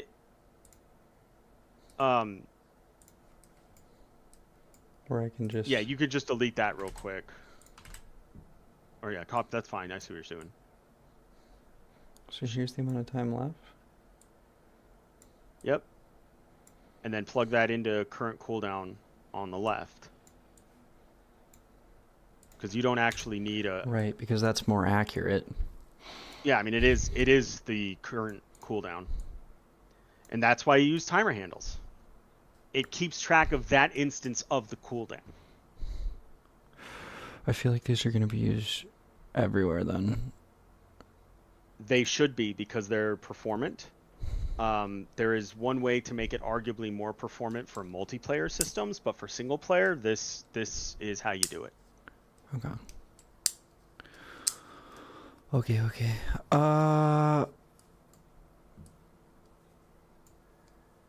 Yeah, that's a lot. Okay, so when I press the input action, it spawns a grenade. The grenade itself is doing some logic. Not very much. It's just telling the character that it was thrown. Yep, grenade throw. And you can double click grenade throw. if you go back to grenade real quick, I'll show you another fun thing. A grenade throw. Double click it. No, from the grenade. You want to double click grenade throw. Oh. From BP grenade. Oh, yeah. Okay, that's faster. Yeah, so you're like, oh, grenade throw, where does that go? Boom, right there. Can I So double click on now, those two? No, I can't. Okay.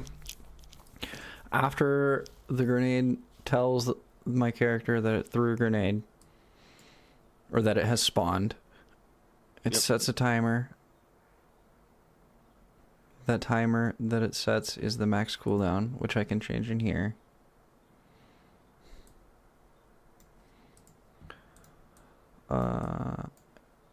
It sets a cooldown timer, which is just new stuff, but it's just Unreal having a timer pretty much, right? that is correct.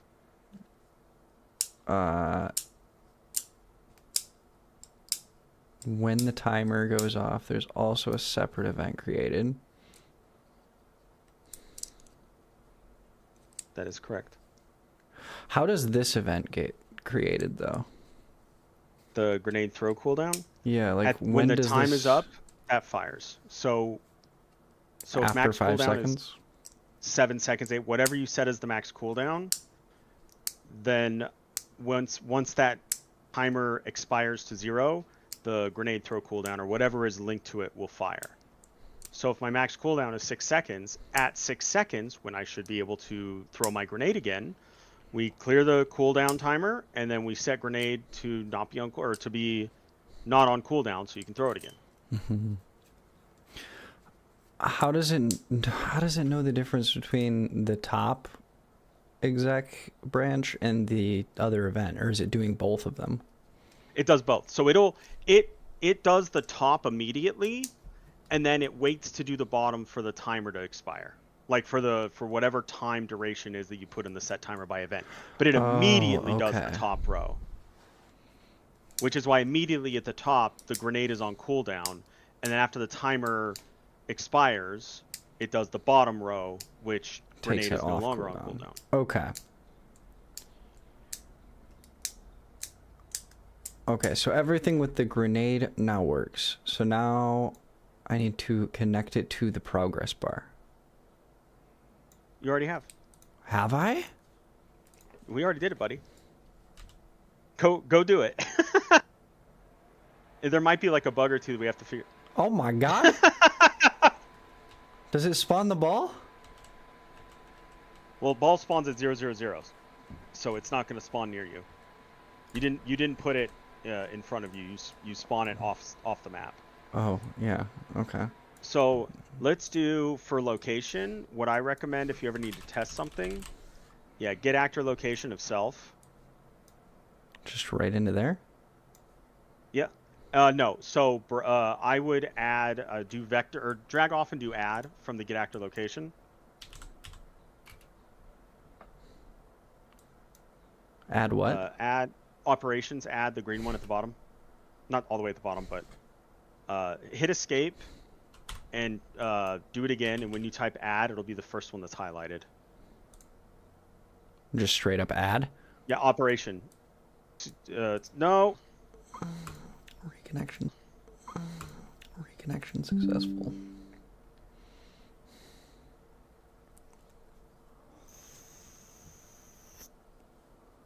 There it goes.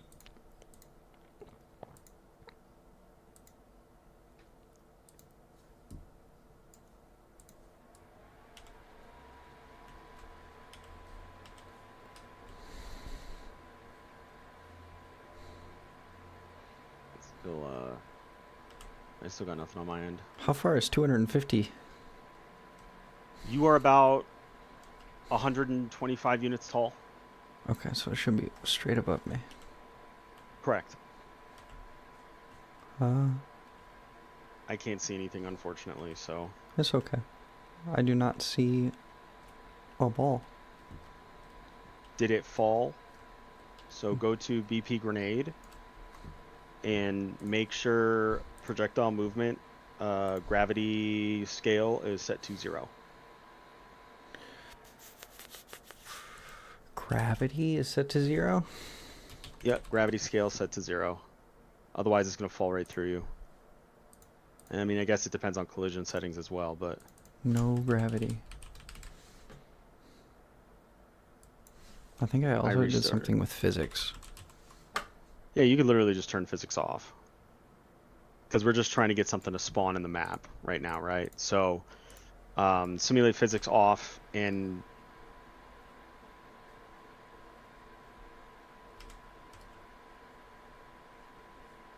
Alright, we'll have to figure it out once I'm back in. Yeah.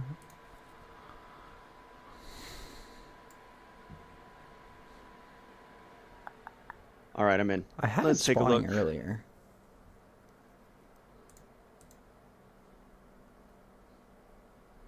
Let's go ahead and head over to the third-person character.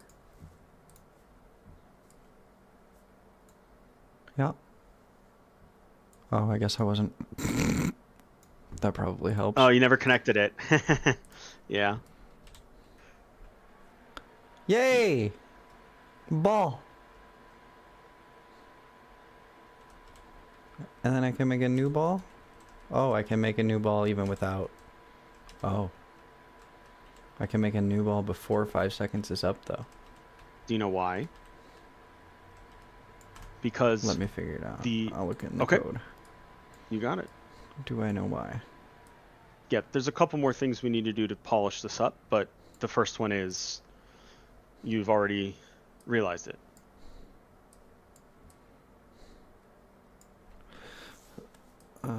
I don't have anything. Is grenade on cooldown? I need to get that somewhere. How about we... Well, If it is on cooldown, I can't use... I need a branch. I need a branch somewhere. I do no branches.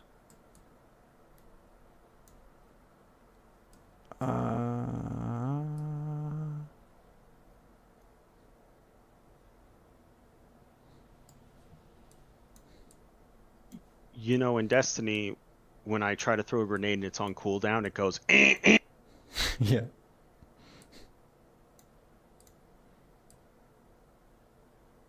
I'll give you the hint again, lol. Okay.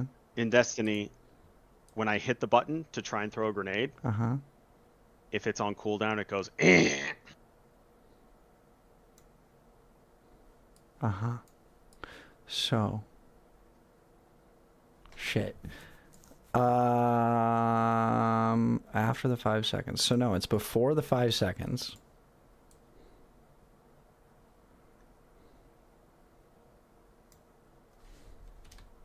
And it's on cooldown.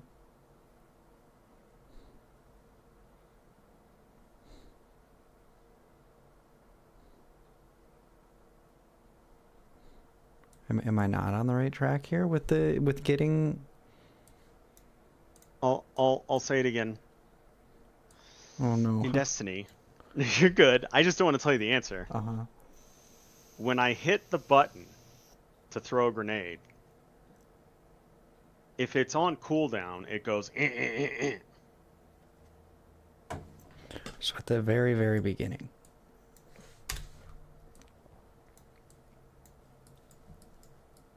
At the very, very beginning.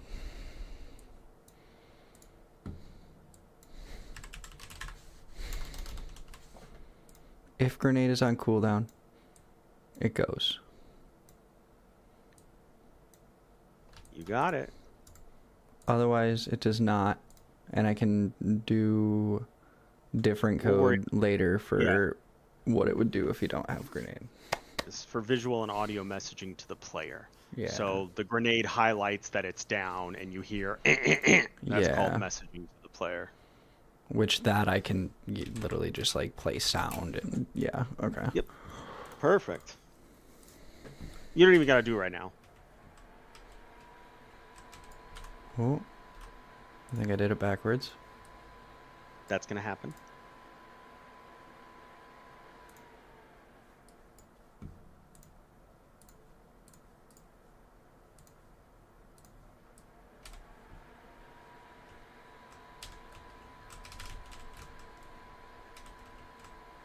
Yay!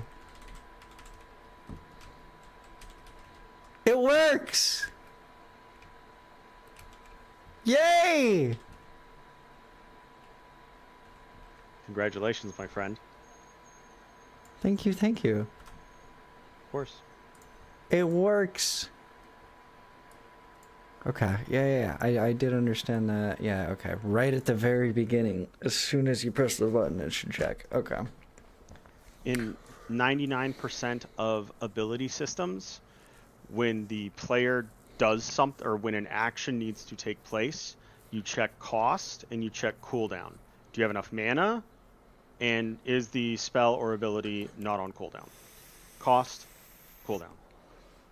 Yeah, so there will be branches at pretty much almost every button that I press.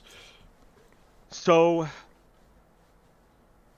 the way you'll do it now, if you want, yes, but I can teach you a far better way that, again, most people are incapable of understanding. But series of booleans and even series of enums is no better. As a matter of fact, the way you should do it is the way I do it. But people that are living 30 years in the past still want to use booleans and shit. So, I like my booleans. you could do it however you'd like. It's your game. But tag systems are much, much cleaner and, in my opinion, easier to use. Okay. And you can do so much more with them. So, but that's you've been hit with a lot of info. Tag systems and such is another day. Right now, and especially things like cooldowns, booleans is fine.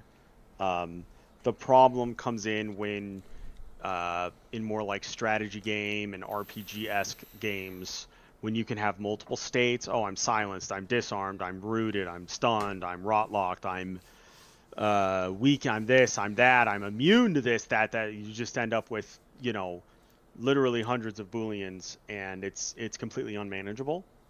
And that's Is it where unmanageable tags... from a development side or from like a... Correct. Okay. Yeah. So what happens in the off chance that I am disarmed and rot locked and I have a spear attack? Let me rephrase.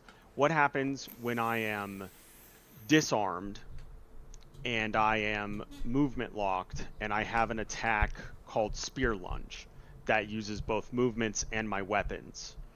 Well, it would fail for two reasons. Well, what if I'm only movement locked? Can I use my Spear Lunge? Because it technically lunges forward, right? Or if I'm disarmed, can I use Spear Lunge even though I'm technically not supposed to use my weapon? Can I just use the movement part of it? How does that work? So there's a bit more nuance with tagging, whereas a boolean is just all true false.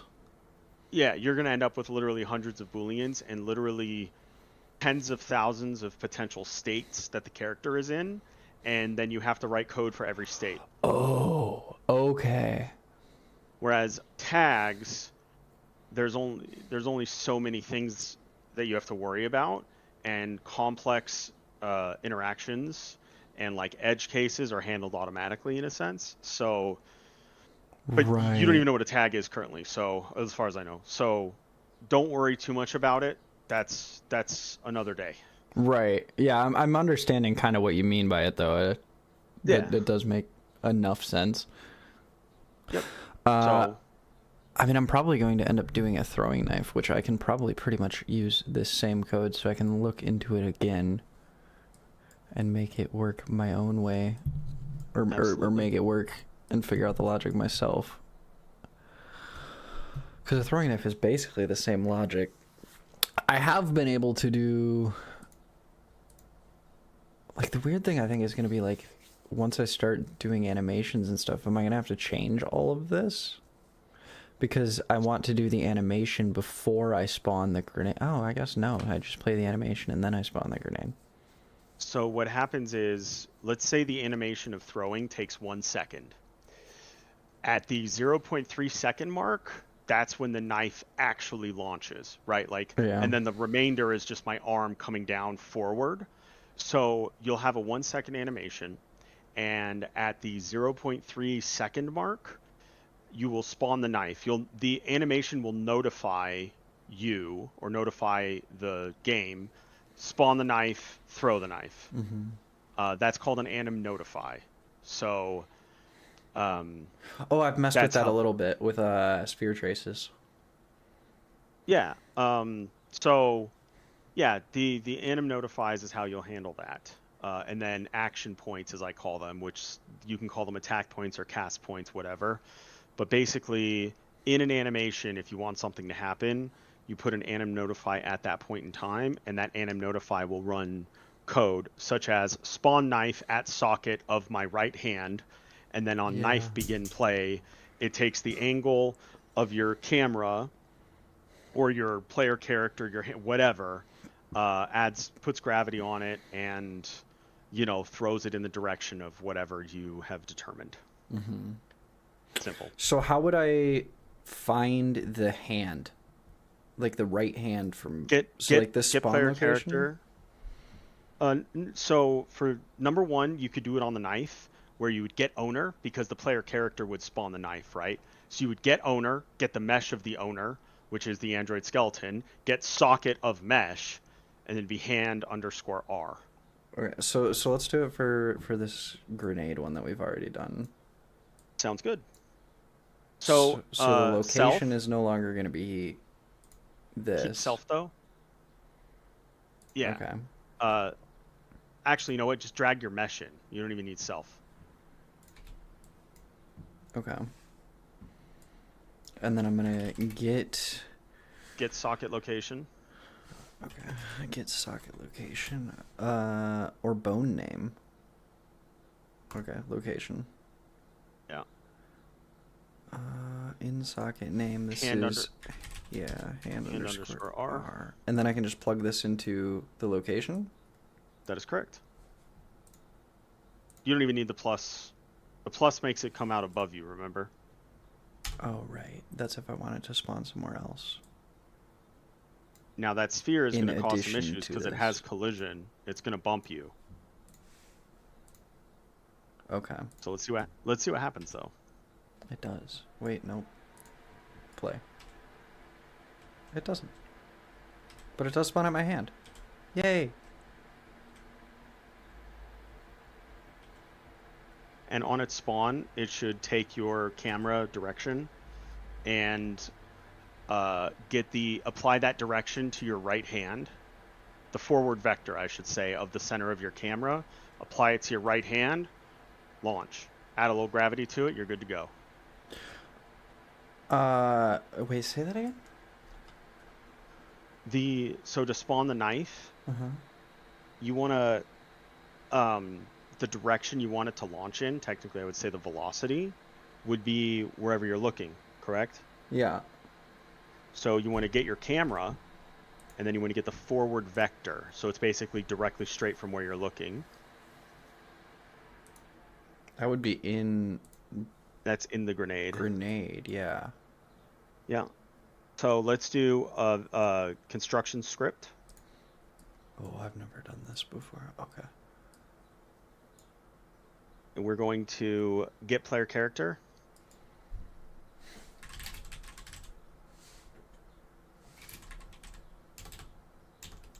You can't get player character in construction script. That's fine. Let's go to begin play. Certain things won't work in construction script, so no worries. Okay. Begin play of first-person character? Or third-person character? Third-person character. No. Begin play of the grenade. Oh, okay.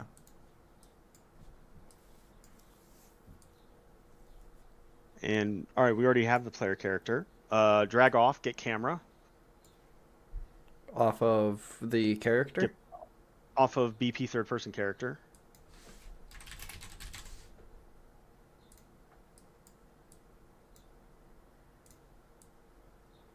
Okay. Let's go back to third person character. Is it follow camera? Because I think there might be 2 cameras on the third person character. Let's be sure we got the right camera. There's follow camera and then there's camera boom. Let's follow camera. The boom is just like the stick, the Yeah. selfie stick. You don't need the camera view itself. Just get the follow camera. So delete the camera view.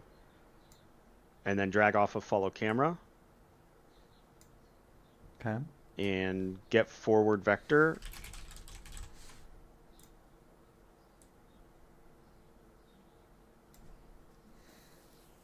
And then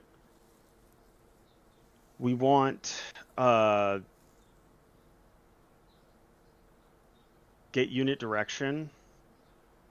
Drag off and say get unit direction, I believe is what we're looking for. Oh boy. Okay. All right, no, we don't need that. Hit delete. So for get forward vector, right click and split it or break it. Okay, to get the X, Y, and Z. Yep. So how fast do you want this thing to go? We'll just set it at 500 units per second, centimeters per second now. So multiply X, Y, and Z. You'll need 3 multiplies by 500.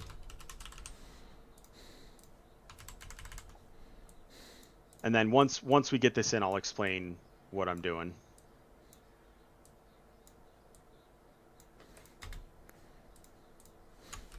All of them by 500? Yep, each one is 500. That is correct. You don't have to do it this way. I do it this way for cleanliness in a sense.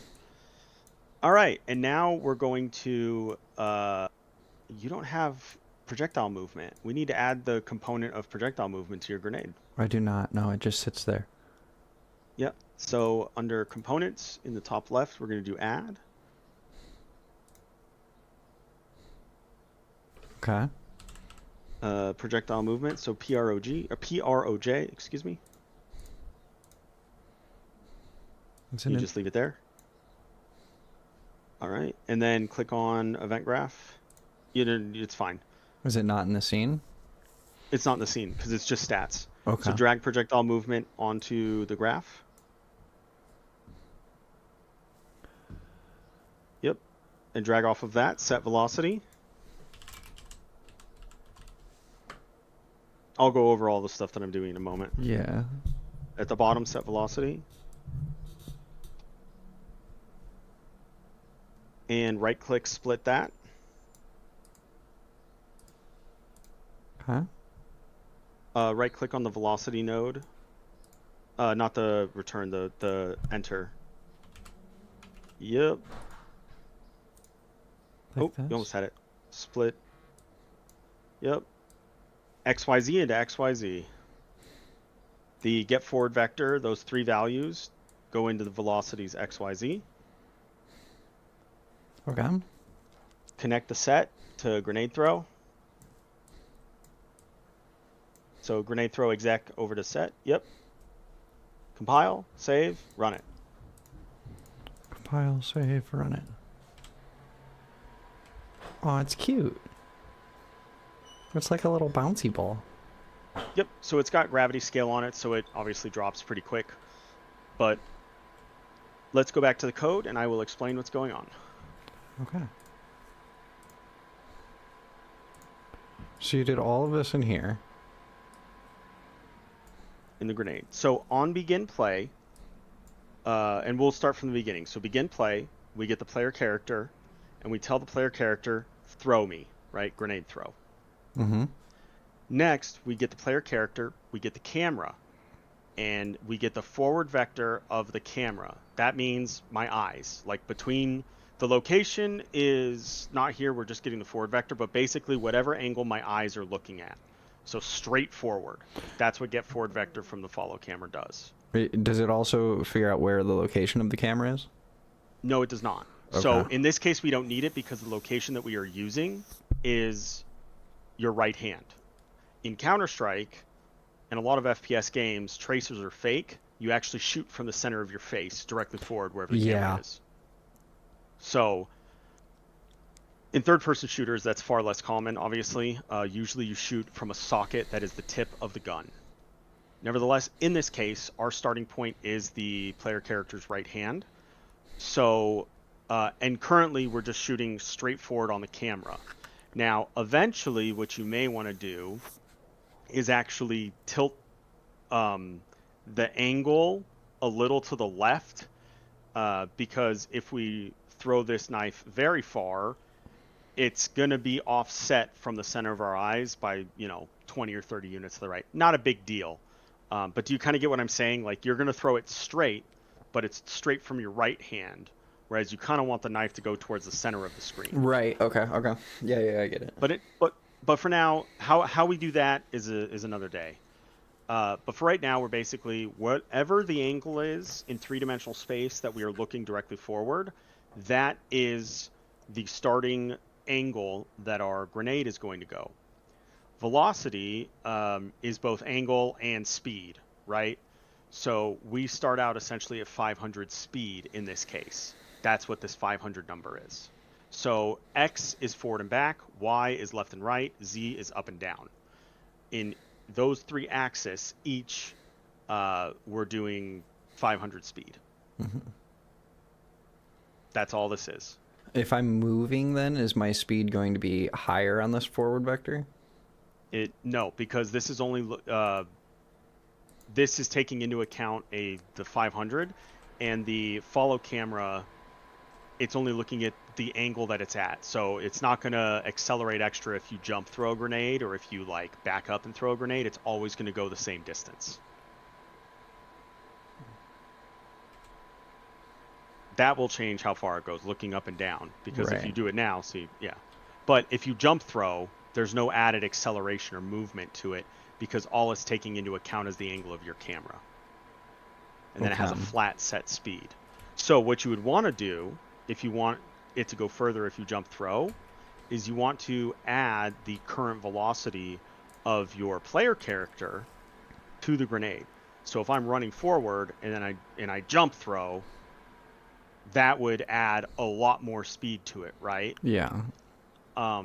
Again, and how that tweaks, how you set those numbers up, that's money game design.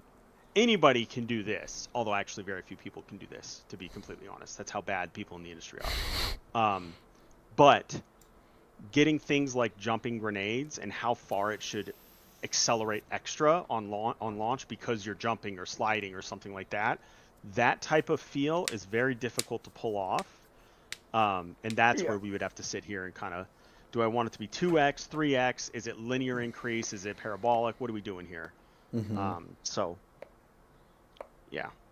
Anyway. And that's going to be, oh gosh. Is that just tweaking numbers, or is that also in like what nodes you're going to use? Well, there's extra nodes you have to put in there to account for the extra velocity, but then it is tweaking numbers. Because if you're like, oh, I'm going to make the grenade 10 times faster, I'm going to take my player's velocity times 10 and then throw the grenade at that, well, that grenade's going to be out of the universe. Mm-hmm. But, do I add 0.5x the velocity, 0.7x the velocity? That part comes down to feel. I can do it with math because I've been doing this long enough and I'm neurotic enough and care about numbers enough where I can one-shot that. But most people, when they talk about... So feel is nothing more than math. Everything that you've ever played, you're like, this feels good and this doesn't feel good. I can give you mathematical reasons as to why and actual values. That's where my strength comes in. But most of the time when people say game design is iterative and you got to tweak things and figure it, that's what they're talking about. Mm-hmm. It's not the only thing they're talking about, but that's a big part of it. So. Okay. But those types of things are, again, another day. I've hit you with a lot of info. It is a lot of info. I like that it makes sense, though. After going through it, it makes sense. Figuring it out, though, I couldn't tell you what nodes to come up with to get there, but it all makes sense once I see it. Learning the nodes is arguably the hardest part. Yeah. Like knowing, I need to add impulse to this grenade or velocity to this grenade based on whether I'm jumping or walking forward. That's like a no duh. but then knowing like, okay, how do I get the character? How do I get the character's velocity? How do I get the numbers that part is honestly the hard part for people like us. Yeah. For me, it's because it's in so many different locations. That and keeping track of that line of logic Yeah. can be difficult, but also, yeah, people think grenade, just send it at a velocity. Well, it's a little more. Computers are very dumb. You have to tell Yes. them exactly what you want, and the human mind takes 500 steps and simplifies it into a single step. Yeah. So it's not that building games is hard, because it's not, but it does require a meticulous mind, and it does require an absurd attention to detail at times. So, yeah. Yeah. I'd be happy to show you the project I'm working on and some of the numbers and stuff, but I'm doing an offsite backup, and it unfortunately is taking, about 12 hours longer than it should. So I'm chilling here and figured I'd stop in and say hi. Okay.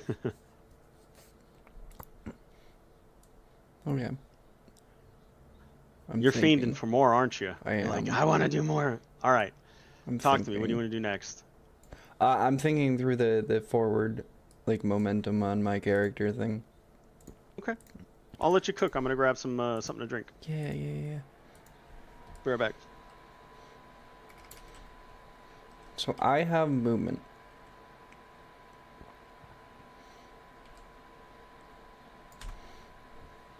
So based on what he said, I have to get my character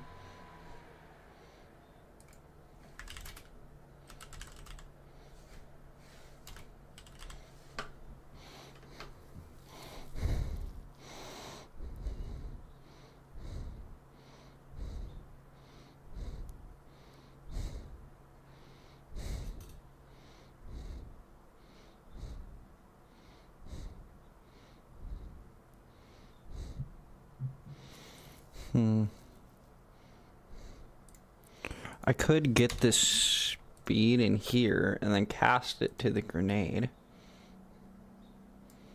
But I kind of want to do it the other way. It's already getting the player character here. So it's going to be off of here. It's going to be...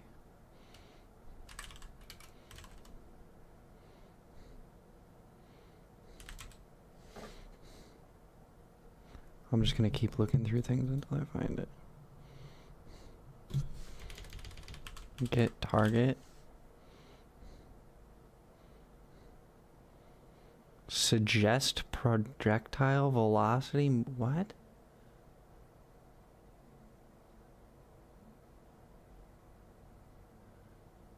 Returns a launch velocity need for a projectile to hit the...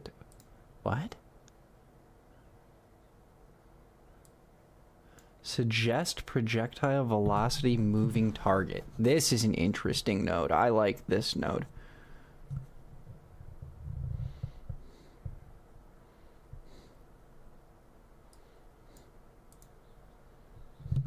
Okay. Back to Google.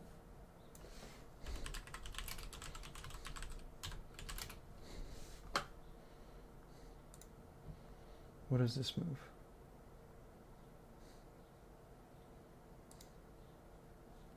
What does this do?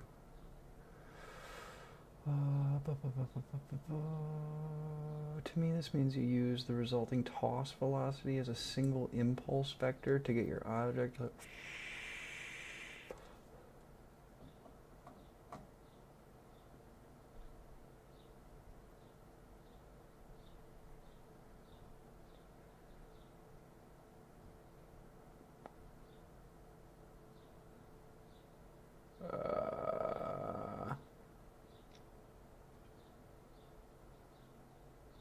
No, this is for, like, if I wanted it to home in on something, I'm guessing.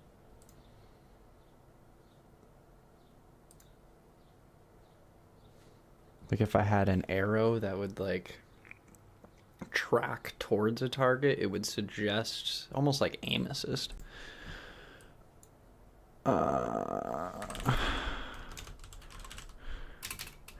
I get speed?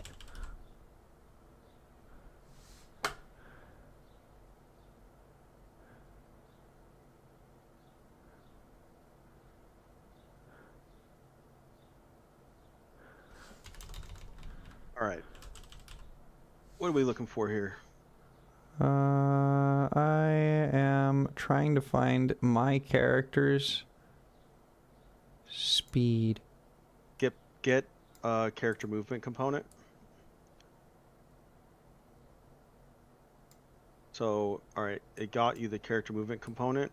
Drag off of that, get velocity. Get velocity, not speed? Do you know the difference? Not really. So, speed is how many units you cover per second or whatever. Velocity takes into account direction. So, speed is I'm moving 20 meters per second. Velocity is I'm moving backwards 20 meters per second or to the side 20 meters per second. Okay. Velocity gives you an angle of the movement in three-dimensional space. Got you. Or, you know, can be two-dimensional space, even one-dimensional, but the way it's going to work. So, you might be able to get current speed. Drag off character movement and see if you can get current speed. Or just type speed. I could. No, that was max. It wasn't current. Right. No, I can't get the current speed. That's so weird. I could have sworn you can. Oh, It well. might be a variable that I have to make. No, it's... But it... So, just go ahead and get the velocity, because here's the thing. If you want to add speed to your grenade, you need to know the direction, right? Because if I'm moving backwards and throwing a grenade versus moving forwards and throwing a grenade, those are two very different amounts of emphasis, of extra distance that the grenade is going to go. So you need to know the direction of the speed regardless. So my guess is that I'm pretty much going to do the same thing that I did up there. Mm-hmm. But then I'm going to have to add these two together to get the set velocity. Yes. Go. And prior to that, there was a lot of bugs, I feel. So, yeah. I think that's what I'm going for. It's very messy, but I think that's what I'm going for. I'm at an ad right now, so I can't quite see. You know what? I'm just gonna send it. Send it. Fuck it. Sometimes you're gonna write stuff that's so complicated that Where the you fuck just did gotta go? Sorry. No, you're good. I'm trying to. The ad just came back. I was trying to find it with you.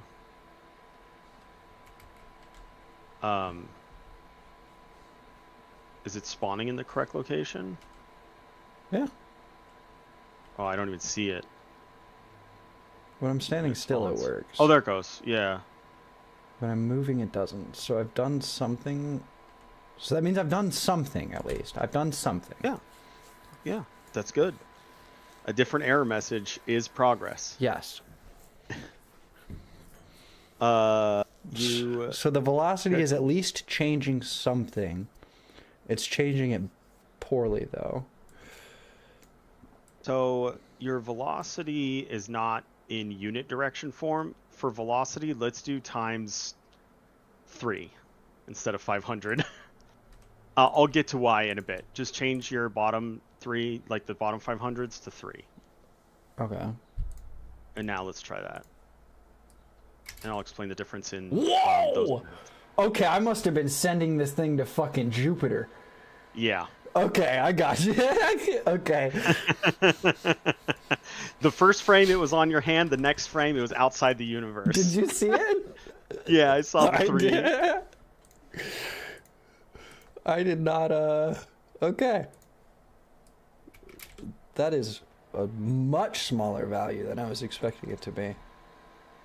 So you said why is it not 500 instead of, like, basically 1?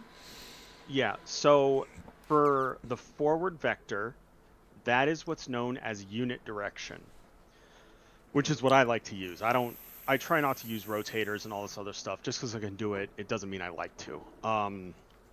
Unit direction, if I am moving forward, I am at 1. If I am moving backwards, my unit direction in X is -1. If I am moving to the left or to the right, my unit direction in terms of forward and back is 0, because I'm not changing whether or not I'm moving forward or back. I'm moving horizontally. So unit direction caps out at 1 and caps out on the low end of -1. For Z, if I'm going straight up, it's 1. If I'm falling straight down, it's -1. So if I'm kind of like hovering forward a little bit, kind of going up in the air, if I'm playing Destiny as a Titan and I'm using my jetpack type jump and I'm going forward, I'm not going straight up, I'm going forward at an angle, right? So that's like plus 0.5. So unit direction caps from 1 to -1. And we could even do like on tick, and I can show you unit direction. That might actually be a good thing to do after this. But anyway, Yeah, sure. forward vector is listed in unit direction. So you're never going to get more than 1 or -1. Character movement velocity, your default character movement speed is 500, I think, or 450. So it could be anywhere for those values to positive 500 to negative 500. Or positive 600 and negative 600, or whatever the current maximum speed is. Each of those X, Y, and Z, the maximum and minimum is whatever your speed is. So, yeah, that's why. Okay. Yeah, you might have to show me that one. Okay. Cool.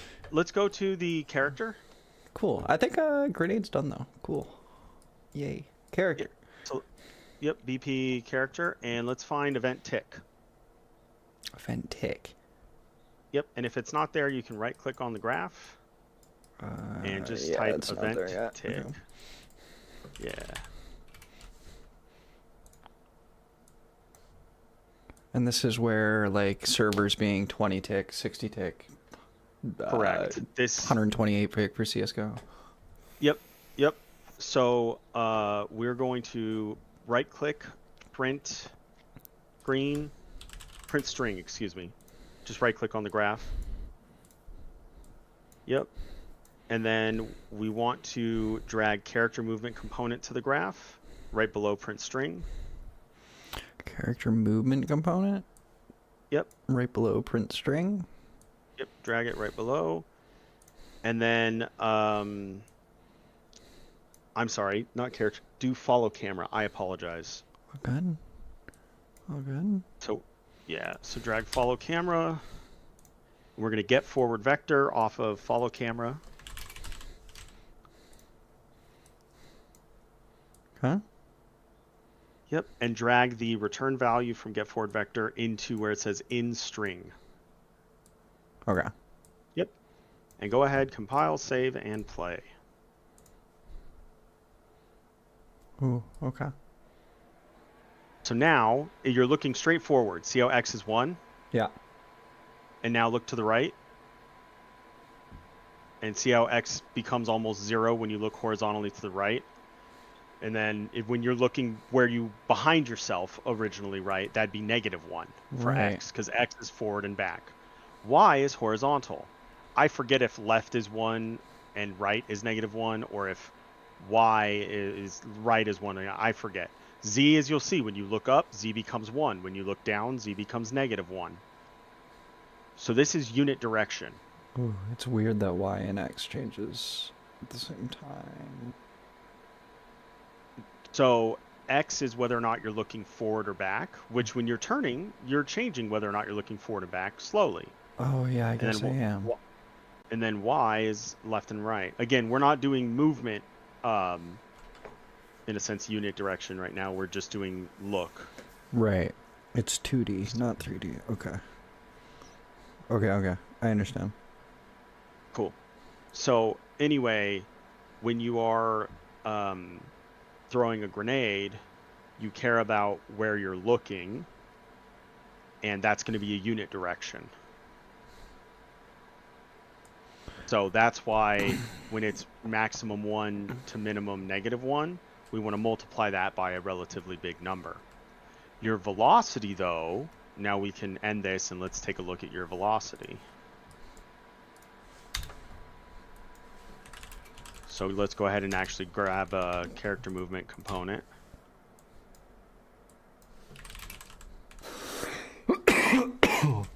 And get velocity. That should be all the way at the bottom. And just plug that in. Yep. Compile, save, play. Oh, okay. So now start moving and like see how high the numbers are. In the X coordinate, which is forward and back, you're moving however much speed, right? In the Y coordinate, you're moving, plus 405, and now you get it. And if you jump, you'll see that the Z coordinate should change, or the Z amount, I should say. See? While you're going up, it's positive, and then you're going down, it's negative. Okay.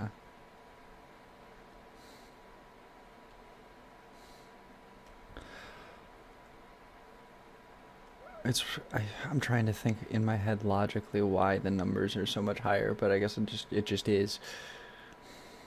So, unit direction is just where you're looking. Velocity can be as slow as 0 or as fast as the speed of light. Are you looking? Is it like taking how many units per measure of time I'm moving? Is that what it's Correct. doing? Okay. I believe it's centimeters per second now in Unreal. They used to just be called Unreal units, but they have tried to standardize certain things. I think Unreal units makes more sense, to be fair. Dude, I don't understand why anyone ever puts, quote, realistic things in here. It's a game. It's on a computer screen. Like, it's all there's ones no and zeros it's eventually. Yeah, it's not realistic. Like, that's my biggest gripe with people when it comes to video. Well, maybe not the biggest, but oh man, that's so realistic. Bro, you're moving forward by pressing the W key on your keyboard. Yeah, when you die, you come back alive. I just want when it to you be eat fun 8 in the end. bullets. Yeah, when you eat 8 bullets, you recover 3 seconds later. There's no such thing as realistic in games, all right? It's about fun. You're exactly right.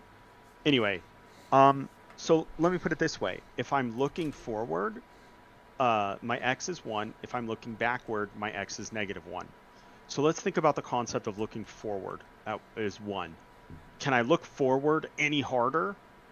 No. No. I can only look like I'm looking as forward as possible. So that's 1. But with velocity, and I move forward, I can move forward at 1 meter per second, and then I can run faster, 2, 3, 4 meters per second.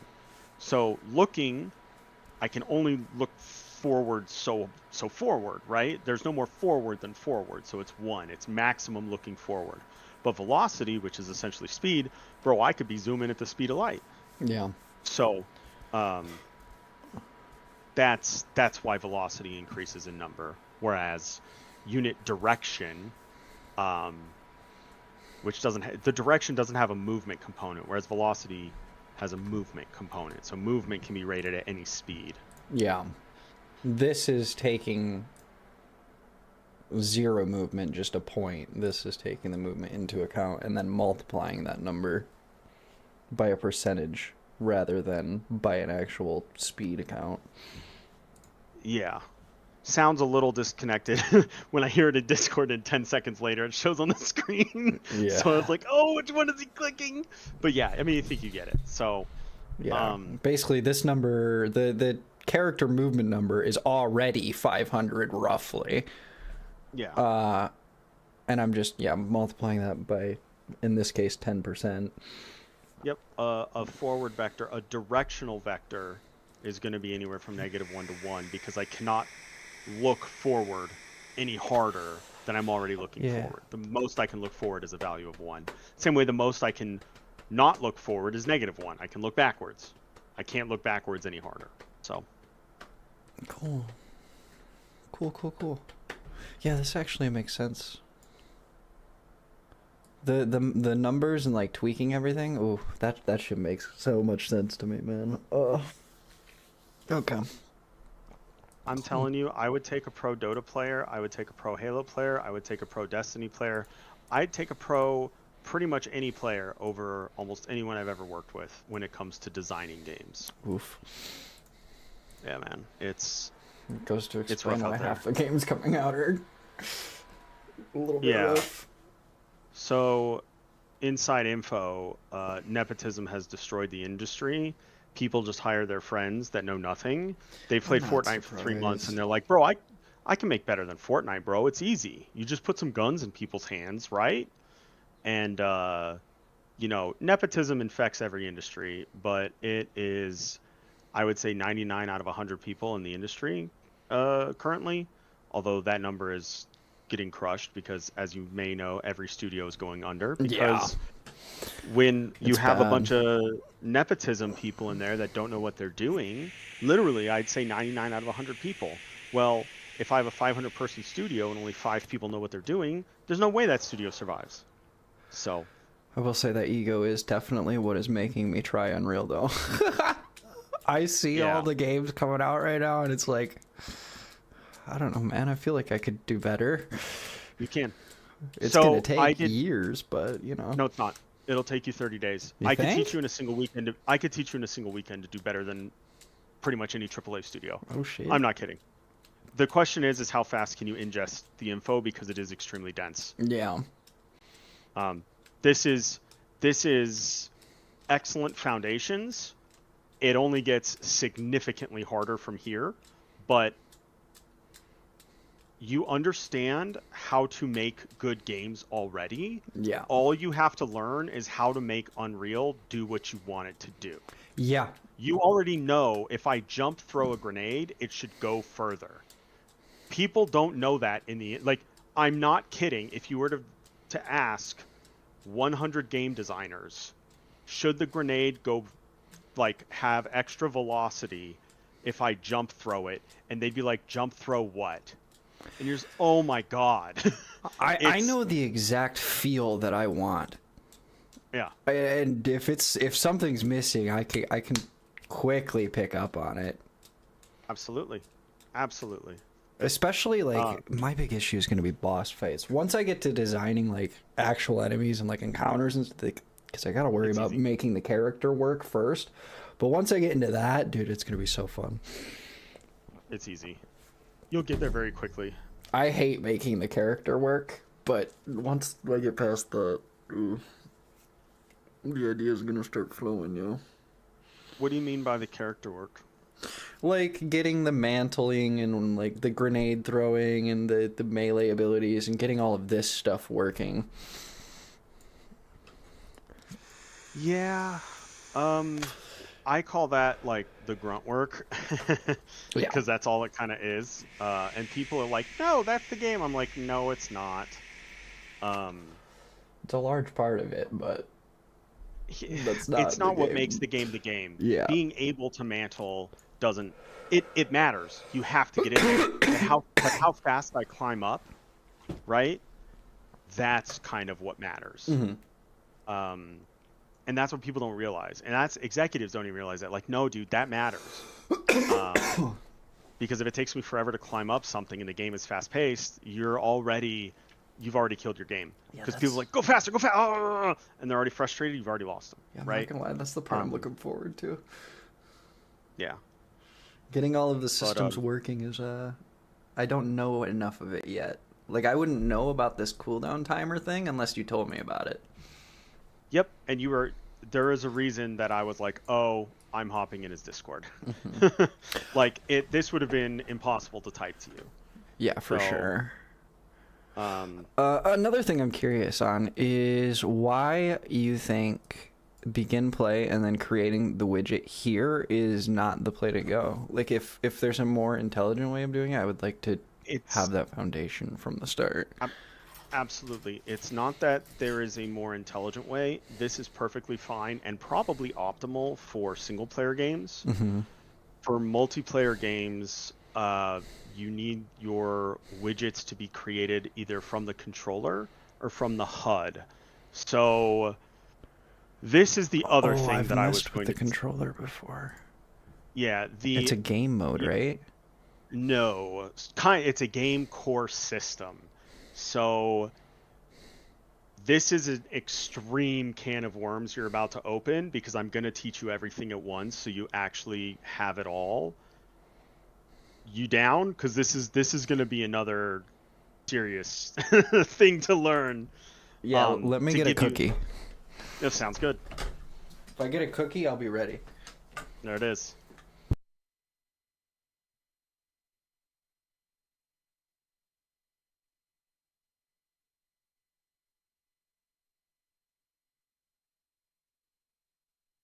Oh, they were right here. Okay, I've got my cookie. Excellent. And do you save these VODs? Yeah. Do you mind if I potentially clip some of this stuff for my own advertising stuff? Because I'm releasing a for game sure. soon. All right, that's awesome. I really appreciate that. Okay, so let's go to world settings. Should I open a new project for all of us, or just Yeah. one? Yeah. I mean, we could do this one. We're not going to do anything. We're not going to change anything crazy. So, you're going to have to go to third-person map, and in the middle right, you have world settings. Middle right. Under your outliner. You have okay. outliner. Okay. Can you move your camera to top middle? Because I can't see. Top middle's the best. Really? Yeah, wherever works. Okay. So under world settings, we have game mode, and game mode override says BP third person, and I know it says third person game mode. Underneath it, selected game mode, click that arrow. Okay. Now, we're going to have game mode, game state, player controller, HUD, player pawn. Yep. Default pawn. Okay, good. Yeah. Hang on, I gotta it gave me an ad and I can't quite see everything perfectly. 1 second. I can always do this too. Okay, so data flows downhill. Did you share your screen? Yeah. All right, let me pop that out. If that's easier. Yeah, it might actually be, but I don't want to. Let me move this over here. Okay, and maximize that. Cool. In multiplayer, this is very, very important. Single player, the game mode, we're going to go over what each of these are. So to start, we have the game mode. Game mode is capture the flag. Game mode is trying to think in your Crucible 4v4 team deathmatch or whatever, team slayer. Would strikes and raids also be a separate game mode? That is correct. Oh, so okay. raid. So strike would be a game mode. Raid would be a game mode. And truthfully, I would probably have subclass game mode. So I'd have game mode strike, and then I'd have a subclass strike, strike A, strike B, strike C. I forget the strike names, but in general. Oh, you'd have a different one for each individual strike too? You can. I'm not saying you need to. The way I would do it, because I separate things very meticulously, and I'll give you an example. Strikes are at 15 minutes, you lose your bonus points, right? Okay. Is that the case? Like, I'm kind of spitball. I don't remember exactly. I'm doing my best. To be fair, the game's gone through so many iterations. I can pull something out of it. You go. Yeah, you get what I'm saying. So, at 15 minutes, you lose any extra point bonus. That's a rule of the game mode. Well, what if as Bungie released a strike and I wanted it to be 20 minutes because it's a bit longer? Well, if I only have one strike game mode, then I can't change that. Right. Unless in the game mode itself, like, is it map A, which has 15 minutes, map B, which has 15, map C? But that, screw that. Instead of it checking what the map is, I just make game mode strike A and that mode 15 minutes. Game mode strike B, that mode 22 minutes. Is right? there any downside to doing it the way that you're doing it? None that I know. Well, some people like will even say, down to like loading time or like no performance or like there's no performance, no, none. Some people would rather have one game mode and just ping the map and see what the map is, and then have all of the rules for all of the different maps in one game mode. I would rather have the generic rules for strikes in one game mode, and then each subclass game mode, just I change the values. For points, 22 minutes. For points, 15 minutes. For game over, 30 minutes. For game over, 40 minutes. You know what I mean? Like, I'd rather just change the variable values in each of the sub game modes. I think doing it your way, you could almost add stuff easier too. Like a DLC, you could just work on it separately and then just add it completely new. Yes, that is correct. So game mode, we're going to go with capture the flag in general here. So game mode for capture the flag on a map, 3 flags to win. You have a red team and you have blue team. Game state, which is, game state is red team has 1 flag, blue team has 2 flags. Game state is active combat, and then when blue team scores a 3rd flag, game state goes to post-combat state, where everyone's scoreboard kind of comes up and you can see the kills and stuff, and like the game's basically winding up to end. Yeah. Right? So game state is how many flags, or timer. You know, if the game mode is a 15-minute time limit, game state is there's 13 minutes and 30 seconds left in the game. Okay. Player state. Player state is, are they joined? Have they disconnected? Player state, are they valid? Are they, it's kind of your, it's not like, oh, do I have an overshield? That's going to be your player character, your player pawn. Player state is more like your higher level of data. And again, this player state is more multiplayer stuff, right? Mm-hmm. For you, as a single player game, you don't even need to use player state. I mean, ideally, if I could, I would have a little bit of multiplayer, but like joining your friends kind of thing. So there's a lot more to it than you realize right now, and I will show you. Unreal makes it far more difficult than it needs to be to make multiplayer games. Okay, I've heard it was easier than like Unity and stuff. So I was kind of starting with this. Compared to Unity, I don't know, but compared to UEFN, Godot, and Roblox and stuff. Oh yeah, Godot I've heard is way easier. Yeah, well, and we'll see how good Godot is. I like Unreal. I don't want to learn anything else. Yeah, I like Unreal so too. Long. It makes sense, and it looks good. It does look good. Easily looks good. You could argue performance issues and stuff and yada yada, but Unreal, I think, is just the way to go. All that aside, we can talk about multiplayer another day. Yeah. Get it working first. Yeah. So next we have HUD class. After player state, actually, let's do player controller first. Player controller is a replicated controller. So it's replicated what the player is doing. Player pawn for your inputs is only local. And this matters, again, mainly for multiplayer. Is this like where you say in Call of Duty where you shoot somebody but you don't? That is going to be, in a sense, desync, client-side. Yeah. Some people call it client-side services. Some people call it just straight-up lag. Yeah. But, and that's what, in a sense, that's prediction versus lockstep, as some would call. And prediction is a term you're going to hear a lot. And quote, rollback netcode. We'll get to that in a bit. Your player controller, though, is basically all of your inputs. And everything you've done in your player character, you could actually do in your player controller. Connected to your player controller, in a sense, is HUD. They don't really want you using HUD anymore. They would rather you just add all of your widgets via the player controller, or so I've been told.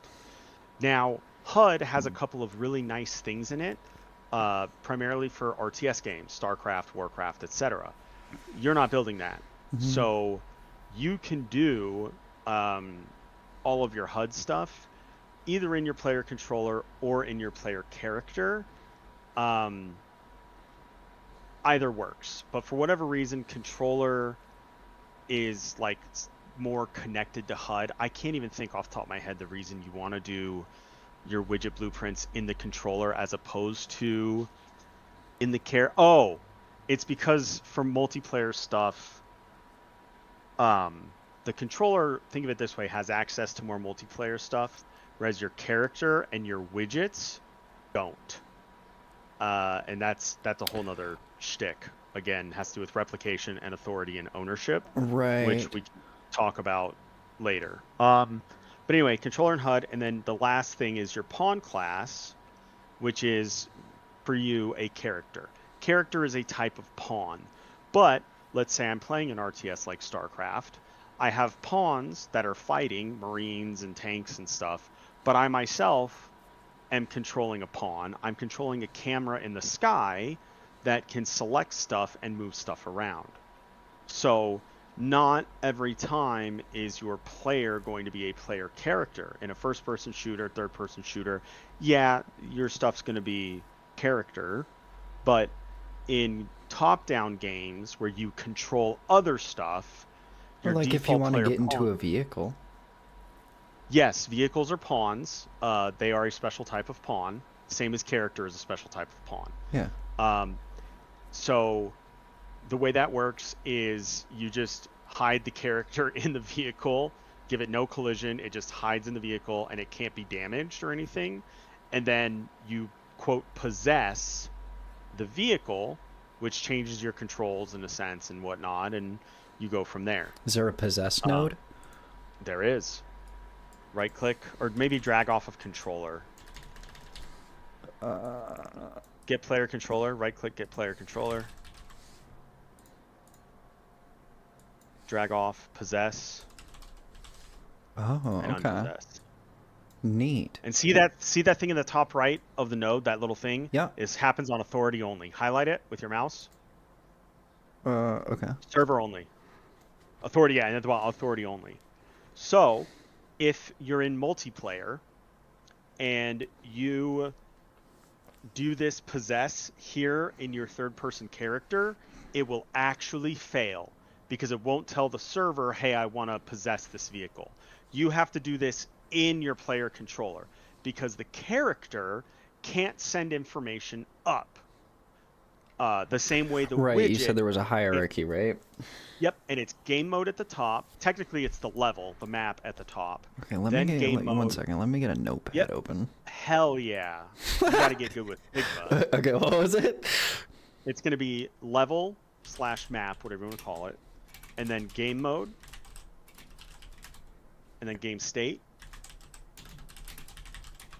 Okay. And then player state. And then player controller. And now we're gonna put a fat line underneath it. Like just a bunch of underscores. There you go, hyphens, yeah. And then player character. And then under that, put widgets. We're not going to worry about HUD particularly. I put all of my widgets in the HUD, but you don't need to. A lot of people just put it in the controller. I do it because I have an RTS game and I need certain functionality from HUD. So, yeah, we're just going to leave it like this. Now, what is that line for? That line is essentially multiplayer. Character cannot send stuff up, and the widgets cannot send stuff up. But the character can send things to the controller, but the character can't send things to like game state or game mode. Now, let me ask you something. Why, if I am the player character, can I not talk to the game state? Why can't I tell the game state things?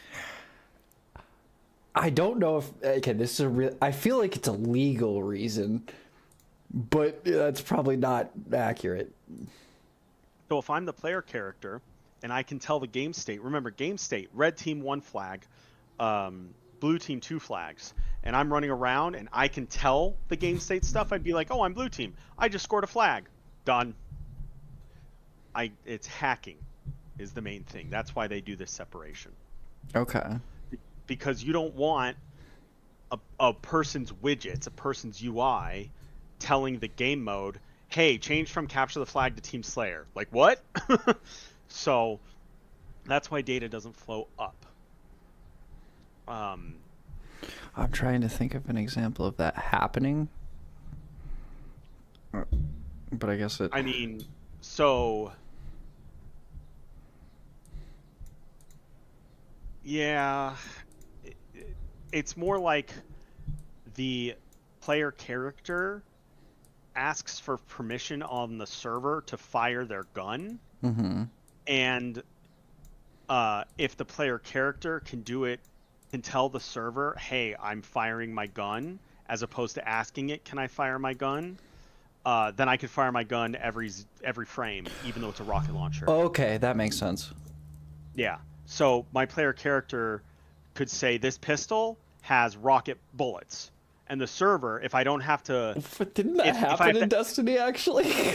yeah, if I can send information up, if I can tell the server this is what's happening versus the server authorizing me to do it, okay, then you're going to get a lot of cheating.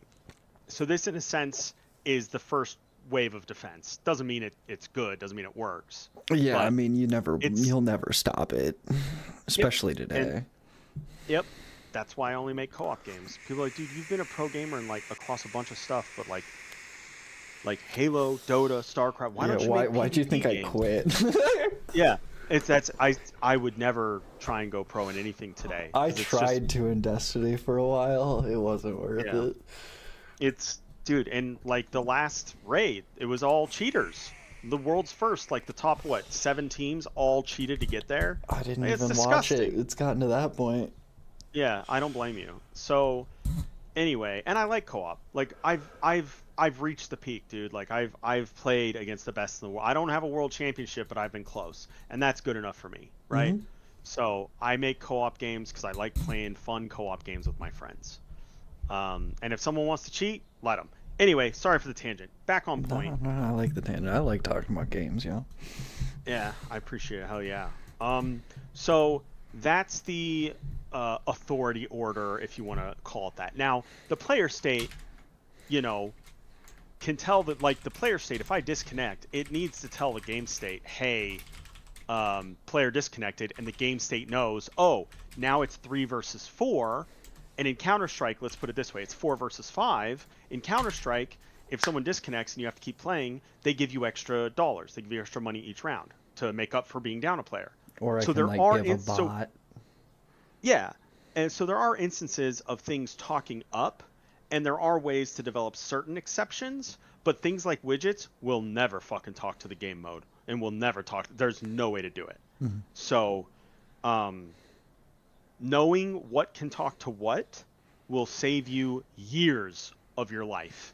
And I don't mean like in like solving problems. I mean from stress. It's that trying to get things to work. Oh God. So anyway, yeah, in general, for single player, none of this shit really matters too much, but in general, data flows downhill. And you don't really want to put much data in your level. That theoretically can cause performance issues, although to be honest, I've never seen any. You'll very rarely use your level blueprint, if ever at all. And in a sense, because the way I do my game modes, I don't have to use the level blueprint. Because if it's CTF on a map that has 5 flags to win versus CTF on a map that's 3 flags to win, I will have a different game mode for each map, and I just put that game mode in the map and that's it. Yeah. Okay. So, pop quiz. I will have a parent game mode, but then let's say we're in a single player game, what are the major types of game modes that I'll need? So like sections of them, right? So strikes and raids are in Destiny. Yeah, so like you would need like a separate tutorial level. I feel like you'd need every instance of game almost that you're playing. You'd need a separate level. Right. I'm asking kind of a dud of a question. It's not a well-worded question, so I'll give you the answer. You need a parent game mode for combat, for like gameplay-based stuff, and a parent game mode for menus. That's how I do it. So, and then, yes, you'll have a game mode for settings, if you want, well, like for main menu, and then if you have like another menu-focused level, so to speak. And then for each gameplay mission, I would have a different game mode. And again, with Destiny, like you could have game mode strikes, and then game mode strike A, game mode strike B, etc. So, Is like even if I just like load up a game, like is the fucking Dark Souls, for instance, like is this first menu that loads up a separate game mode? for me, it is. For them, I'm not sure. Right. Just in this example. Okay. Yep. Yep. And I then, have. I guess each individual level that you would design would be a different game mode. The way I do it, it is. But let's say for Dark Souls, these are open world, right? Right. So you'd probably just have a game mode open world, and then game mode dungeon instance, right? When you go do a boss fight. And then each of those instances. Yeah, I guess would Dark have Souls separate isn't a game good mode for it. example. But it's worth thinking about. There's no such thing as a bad example. Think about how any game has solved these types of issues, or how you would rebuild them using this top-down core system architecture. Mm-hmm. So in this example that I have built, Mm-hmm. it is telling it up though, right? So your player character is making a widget, but the widget is not sending anything up. If you'll notice here, we have the third-person character, and it's sending info down to the widget. Look at the event begin play, right? If we go to the widget, it's not sending any information up. We are telling the widget every half a second what values it should be showing. And when the grenade ends its cooldown, we're not looking in the widget for when it hits 0. We're looking in the character. Right. Okay. So it's just telling it that this is what it's at, and it's letting it do its own thing where it actually updates it. All you're sending is the value, and then it updates it visually. That's why when you were trying to figure out how to do all this stuff, I was like, I need to come in there and make sure we develop good habits. Mm-hmm. Because if you would have been calculating stuff in the widget, that, while okay in most instances, is not what you want to do. This is proper. Okay. And it was important to make sure you start with good habits, because a lot of people are going to, I'm sure there's plenty of tutorials. Yeah, just do the timer in the widget, and then the widget tells the player character. The widget can send info to the player character, I believe, but that's it. Mm-hmm. And honestly, in a replicated system, in multiplayer, whatever info you send up will never reach up higher. So you can't do that. Okay. Oh, I think I woke up my girlfriend. Hi, babe. Oh no. It's okay. So yeah. Okay. So this is okay. Yeah. Yeah. All of this is It was fine. letting the widget talk back. That was going to be the issue. Correct. I Okay. didn't want your widget keeping track of stuff. The Yeah. widget should only receive values and then update the visual reference of that. So the you don't wait for the progress bar to be empty to say, oh, the grenade's good. The character or the grenade itself keeps track of itself, and then it knows it's good. And you just tell the widget, hey, I'm a second from being up. Hey, I'm 0.5 seconds from being available. Hey, I'm available. Now, in the widget could, have a gold flash or whatever, like, hey, it's off cooldown. That's fine. But yeah, the widget doesn't tell the grenade, hey, you're a half second from being off cooldown. Mm-hmm. Okay. I like it. I think we've gotten to a good spot. So I would also like to do a throwing knife. So I'm going to start going on the throwing knife. Let's do it. And once I have issues, I will ask. So it's going to Sounds be another circle. Me and my circles. Dude, until you have assets, that's all you need to do. Do you know how to get free assets? A little bit, but I didn't like most of them. Because it doesn't they're have free. the right vibe. Yeah. Beggars can't be choosers, right? I mean, fair. I do be a bit of a perfectionist, though, so we'll see. We'll see until benefit how you long over it'll be time. until I go to Blender.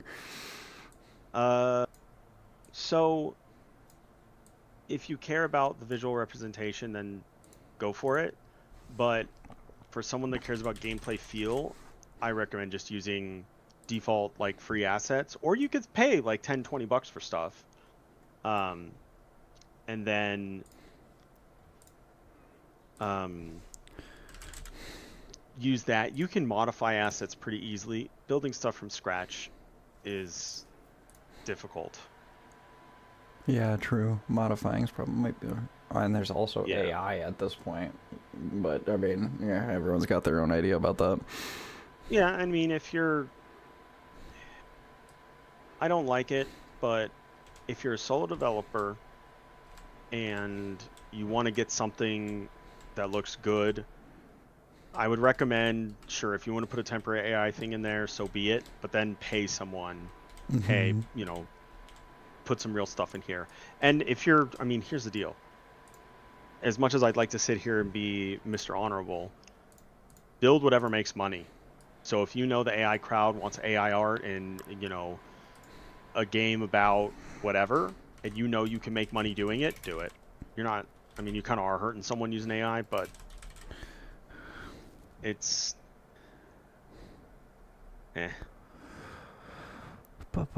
I like to use the free assets, and then I pay people if I need something specific.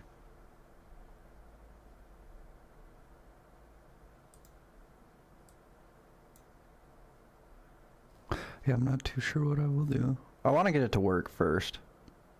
That's my goal. That is always the important part, in my opinion, but many executives and other people will say, no, just make the knife look good, put it in an image, and be like, look what we made! It's like, great, but you can't throw it. You can't stab. You can't, like, who can't? But look how cool it looks! The mesh... get... 3 new free art assets, by the way, today on Epic. Ooh, what is this? So there's relative location and there's world location. So Did I do... Oh, I got socket location previously. Yep. What is the difference between them all? So world location is what are my coordinates in regards to the map. Relative location is what are my coordinates in regards to my parent. So like the root in this case. So where is my mesh compared to where my capsule component is? Now, when we were looking into rotation earlier, if my body is facing forward, right, my body's rotation is 1. But if I'm looking to my right, my head's rotation in regards to X would be 0. Well, if I take, let's say my head is a sub of my overall body, my mesh, then my head's relative location would be 1 to 0, which is -1. So relative location is relative to the parent. There's also world and local space and shit like that. Basically, you'll always use world, or you'll always use normal locate, like mesh. Yeah, world location. There you go. Yeah. That's your. Don't worry about local stuff for right now. If you have pieces that are rotating on other pieces, that's when you got to kind of be worried about local versus world rotation and things like that, and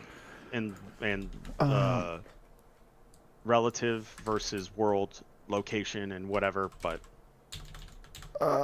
what is the difference between the socket location and the world location? So mesh's world location is going to be the center or the root of the mesh. So it might be the center point of the mesh, or it might be between the mesh's feet in this case. It's whatever bone I chose as the root?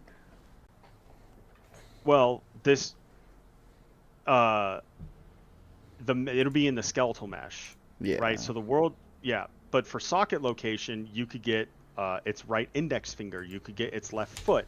You could get its knee. Whereas world location of the mesh is going to be whatever is considered its root.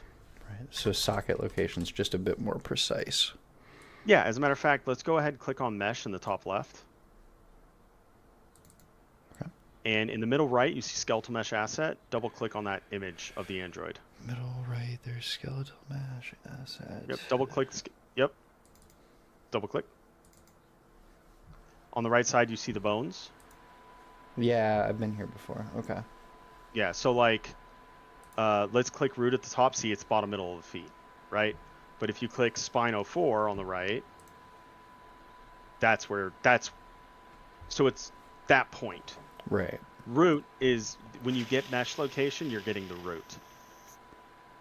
Okay. Well, when you get it might be the root, or it might kind of guess where the center of all of this would be, which is actually kind of where spine 4 would be, right? It depends.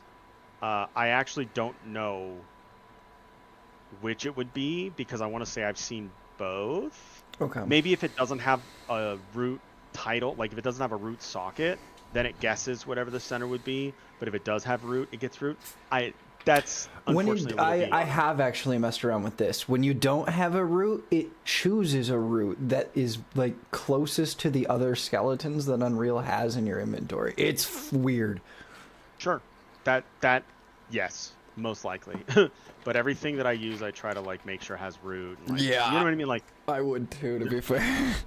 yeah, you don't wanna And I chance it with think weird shit like for that. my case, I'm going to pretty much always use get socket location just because it's more precise. Yeah, absolutely. And the you can get a better feel from it. So this was after this we go into the actual throwing knife. In the event graph for begin play, we did something. Because when you begin play, I have to tell myself that it's being thrown. The object is a reference to self, I want to say. Self is a throwing knife. That's BP third person character. Is it? Okay.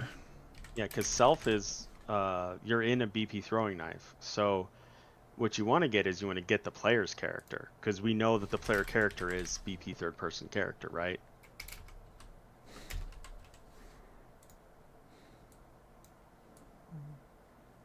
And it's as simple as just turning the player Yep. value. Yeah, okay. So we casted to the player that it's being thrown, and then this is where I did a timer of some sorts. Well, let's walk through this I'll logic. look through it. Okay. Yeah. look through it. Logically. Go, Yeah. go. I think logically is probably the better way. Oh, okay, so when we instantiate ourselves, when we are created, we need to know where we start, and we need to know what direction we're going in, right? As a throwing knife. Right. So now, when we spawn, we are told where we should spawn by whoever owns us, whoever creates us, right? We can immediately change our location if we need to, but we don't need to.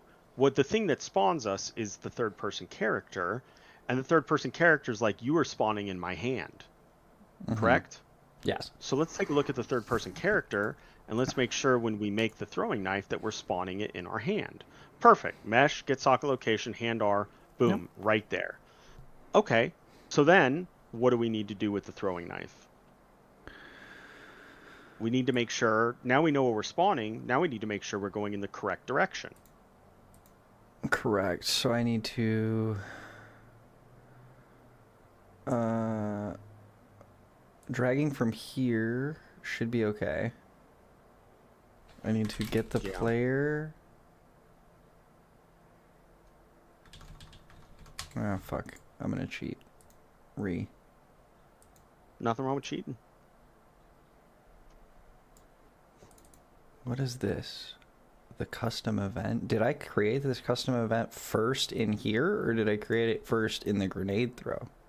You have to create the event in wherever you're calling it. So in the character, you created the event there, and then the throwing knife can tell the character do that. So you always have to make the events first. Got you. Okay. So I originally started back from here. Create event. Custom event.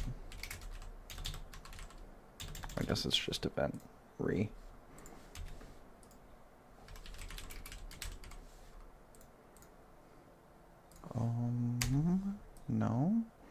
It's not?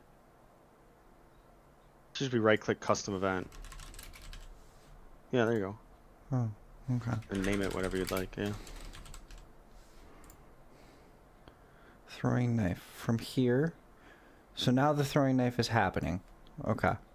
Yeah, okay. So now... You have to pull it from the blue. Oh! They updated that. Rats. Well, so you have to drag the blue to that target. This one. Yeah, there you go. Okay, so now I have... Throwing knife is happening. So now we were doing the cooldown, making sure that it's correct. The throwing knife has happened now. It's been thrown. Throwing knife has been thrown. Okay. So now we need to add the delay so that it can't be done again within 5 seconds or something. Set timer by event. There's another event off of here that will fire after 5 seconds. Nice call. Mr. Fish, thank you for the follow. New custom event. This will be throwing knife cooldown.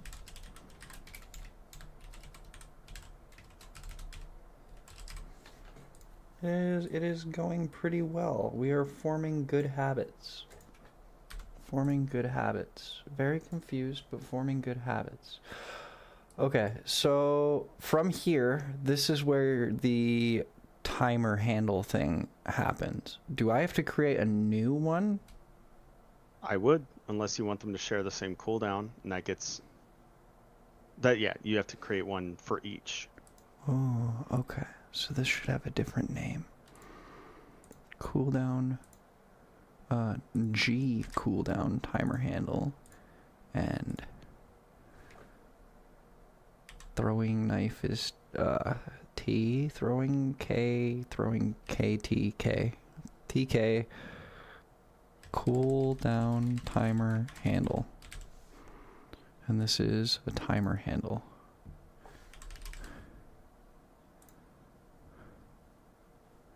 You did it differently somehow, but the way that I've done it has worked. So we'll take it. We set the cooldown timer. That just does a thing. We can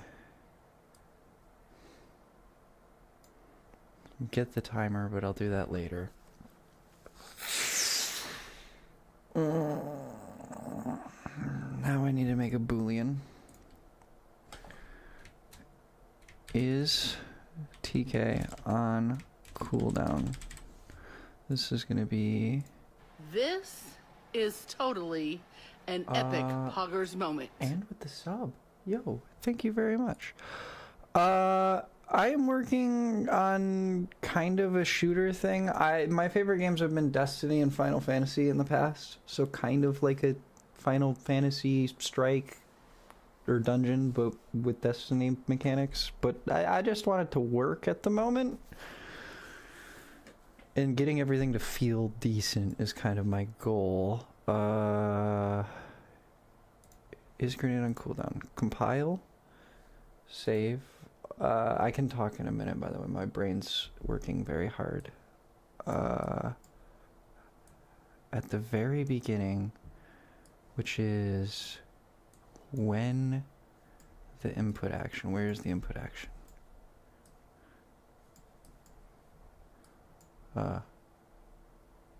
Oh. Ooh.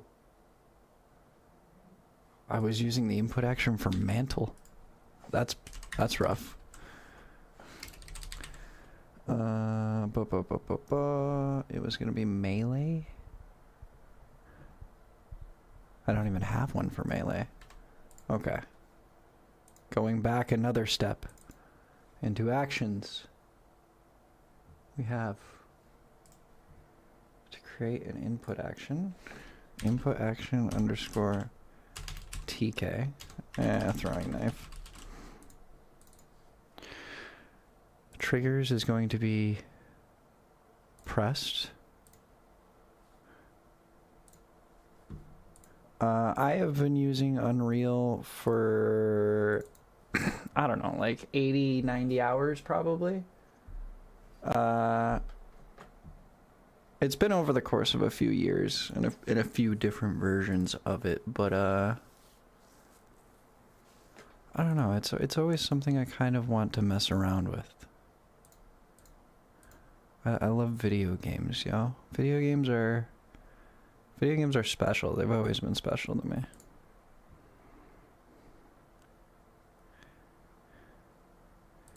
Ooh, this was the key. Edit mode will be... I don't even know what edit mode is for right now, so I'm going to delete it. That's how that goes. Throwing knife on F. Okay. So back to the third person character. Enhanced input action. Throwing knife. Ooh.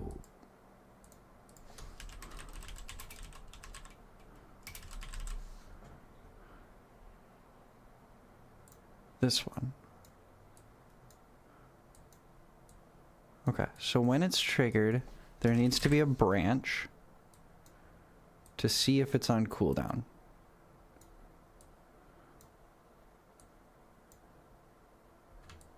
And that goes off of false.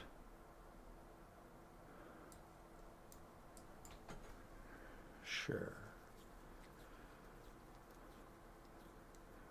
Yeah, for me, I don't know. For me, it's just the love of gaming, man. I love gaming. It's something special. Okay, so there's a timer. After 5 seconds, I can set the cooldown to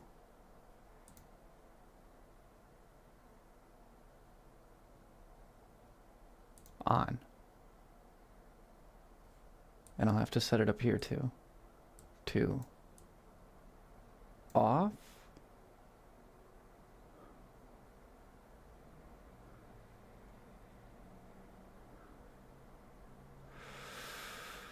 Okay, we're gonna cheat a bit again. We're gonna scroll up. Oh. Where did all of this come from? I do remember it being a process part of it. The time remaining by handle, I think, is nothing that I've messed with yet, but it will be later. I think that's what you were saying. You use it to get the current cooldown remaining over when you update the HUD. But here you don't need it. If you scroll up and to the left. Up and to the left. Keep going. To where the HUD, right there. Mm-hmm. See, you use it. I was just showing you over there, like that's what you're going to use for current cooldown. Right. Okay. But yeah, so over on the where it's at, down and to the right, you don't need it. I was just showing you there that it existed. So you can delete that node, both above and there. The set or just the get timer? The get timer part. Okay. You can get rid of because you don't need the time over there for anything. But I am gonna have to do this same kind of update val thing with. Mm-hmm. So I'm gonna have to make another. Can I make another one? No, here? no need. You just how this update val cooldown grenade. You're gonna go to the HUD and you're gonna make up down value cooldown knife. Oh, okay. So just make a custom event right there.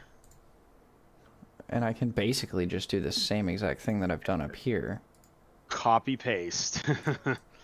Yeah, might as well. I mean, kind of.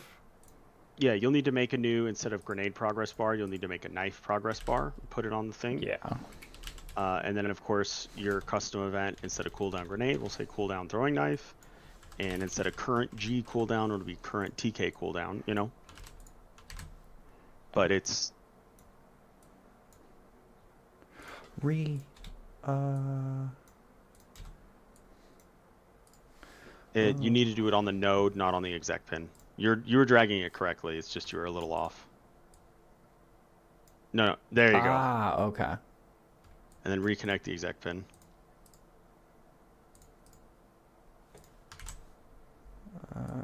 Yep. Okay, so new variables. Where are they? We have to go back to designer. Designer. Did they go back here? No, on your HUD, Yep. in the top right, click designer. Okay. And now we need to make another progress bar. I have one. Melee progress bar. Oh, for melee? Okay, gotcha. All right, then let's go back to graph. Okay. Yeah, just grab melee progress bar. Connect that to the set percent, because that's what we're going to send the percent for, right? Oh, okay. It was just green, so I was kind of confused. Wait, what? It's blue. So where it says set percent target, you're just going to drag it right onto that. Perfect. Right. And then the grenade cooldown. How do I get these again? you already have them in the current custom event. They're just labeled as in percent 1 and 2. Uh-huh. So you just have to rename those. Where are these? So click that custom event. I'll show you. Oh. Yeah, there you go. You just have to rename them to current TK cooldown, right? Yeah.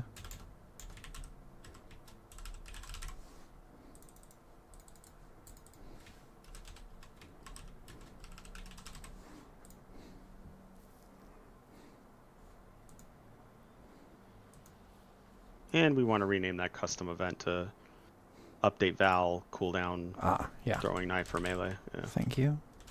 Of course. All these details will matter, because when you go back and, when something breaks and you have to go back and find what broke, having, mislabeled things, oof. Okay, so going back here, so I can just drag this, update. Well, you don't need to do it like that. Do it off of the one below. Do it off of update Val. There you go. And you'll need to, yep. And then your cache WBP HUD is the target.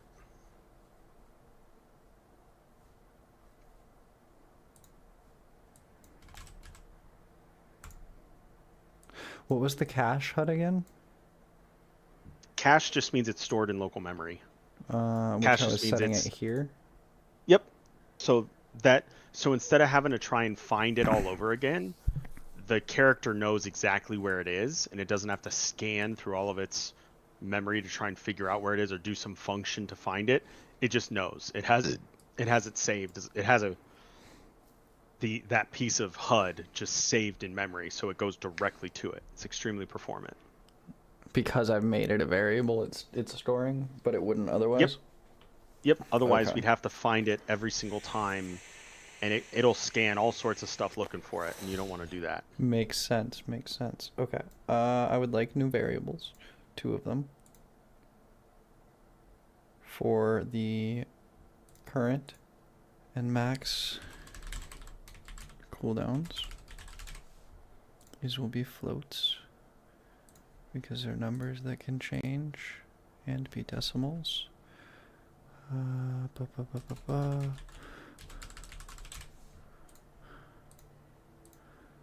Too many U's.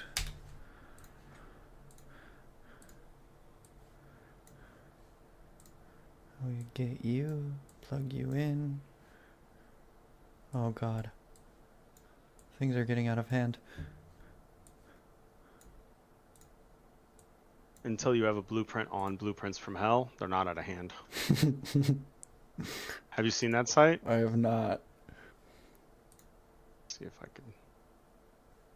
Okay, so my max cooldown will be 5 again, because it's easy for now.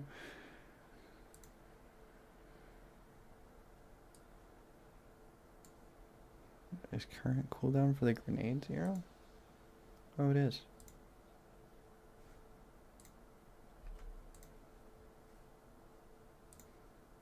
Okay.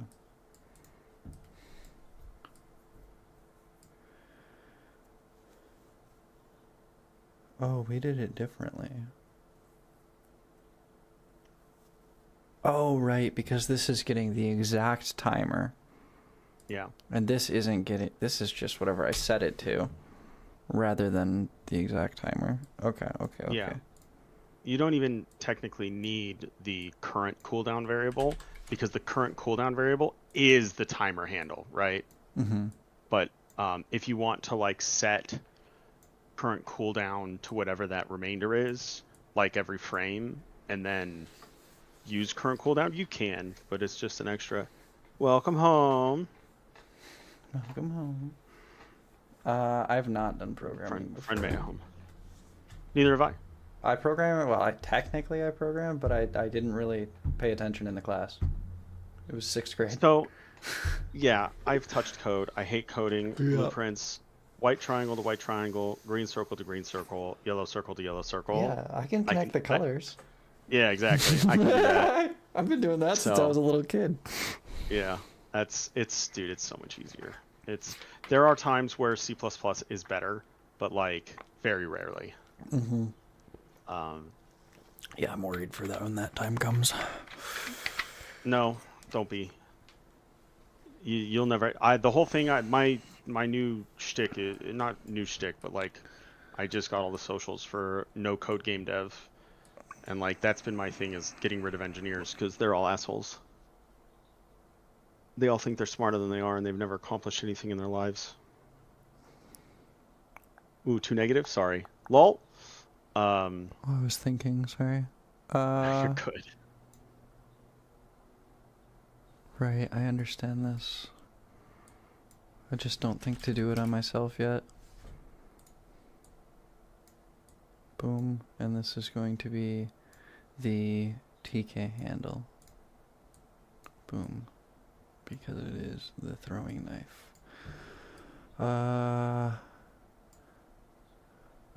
What is this? Something you don't really need the way you've been using stuff, but you can. This is... Right, after throwing grenade, it sets the current cooldown to the max cooldown. Yeah, I do need that. I think.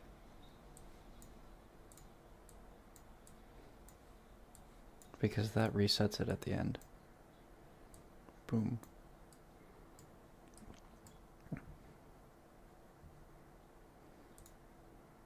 Okay. Let's see where we're at. Ooh.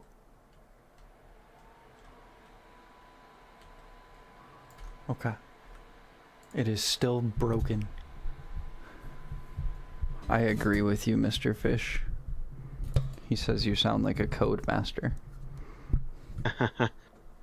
I am a better engineer than pretty much any engineer in the world, but I am not an engineer. There you go.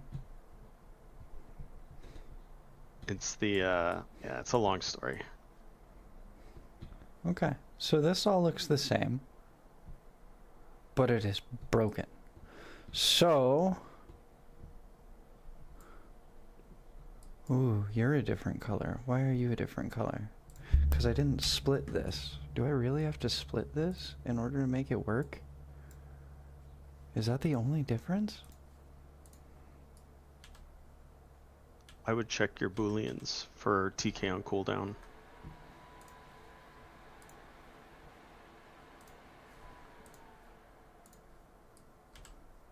Ah, it was backwards. Yeah, it happens. Ooh, but now it's always on cooldown. Okay. So, a couple of switches. Probably these two.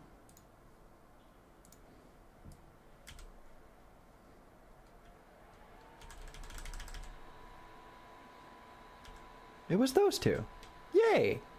Okay. Well done. So now we have a grenade and a melee thing. Yay. So is the throwing knife meant to be a projectile, or is it just meant to be, like, it's classified as melee, but you're still throwing it? Okay, so again, going to Destiny. Mm-hmm. You know how you have a throwing knife, and then when you don't have the throwing knife, it's just a melee? Well, that's only for solar, right? At least for Titans. Yeah, but we're still on baby steps. So you know how you have a throwing. I was kind of thinking that in the naming I hear you. convention, but yeah. So in other words, if timer. So we need another state, right? Instead of this branch, when the condition is, I would basically just go from true and have a separate melee. That is correct. Yay. And that'll be, that's going to be a whole separate thing. But yeah, I was having the throwing knife be a projectile. And then just a basic bitch melee if it wasn't. So let me ask you this. What is the difference, functionally speaking, between a grenade and a throwing knife? Throwing knife is usually more accurate. It's usually more of a precision-based weapon, where a grenade is to, like, blow up an area of effect. So, on impact, the difference is that an AoE is spawned for grenade. And on launch, throwing knife, grenades seem to be heavier affected by gravity, even though that's not how real life actually works. Grenade has a bit more of an arc, and you kind of throw it up, whereas throwing knife is more of a direct shot. Throwing knife probably also comes out at a faster velocity, right? Yeah, in general, it's more of a game design thing at that point, but yeah. For me, grenade is more something that explodes and creates an AoE effect where it lands, where a throwing knife is much smaller, it does higher damage, it's more of a skill weapon, almost. So, but they're both still projectiles, right? Yes. I believe so. Yeah, so why don't we do this? Let's make a new class. I'm about to give you a bit better of a way of doing all of this. Okay. So, new blueprint class, actor, we're going to do BP _ projectile. Okay. All right, let's double click that. And we're going to add, just sphere is fine for now. Well, no, actually, I take it back. Add static mesh. Okay. And we could just leave that as static mesh for now. Okay, next, we're going to add projectile movement. Because the projectiles need projectile movement, right? All right. So let's go to the event graph. Okay. Now what do we need? We need a spawn location, right? So let's go to variables in the middle left. And we'll do spawn location. Hit plus, and we're going to do a vector.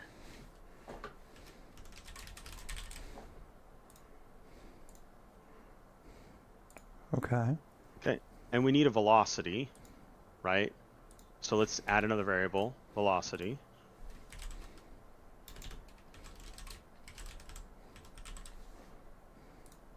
And honestly, as dumb as this might sound, I do think gravity feels different between grenades. It does. And it does. So let's do plus sign. Let's do gravity scale. Let's make that a float.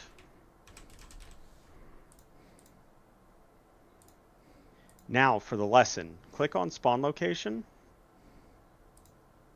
In the top right details panel, the fourth thing down is instance editable. Go ahead and click the instance editable, turn it on, and expose on spawn, which is 3 more down. Perfect. Do that for the other 2 as well, please. Okay.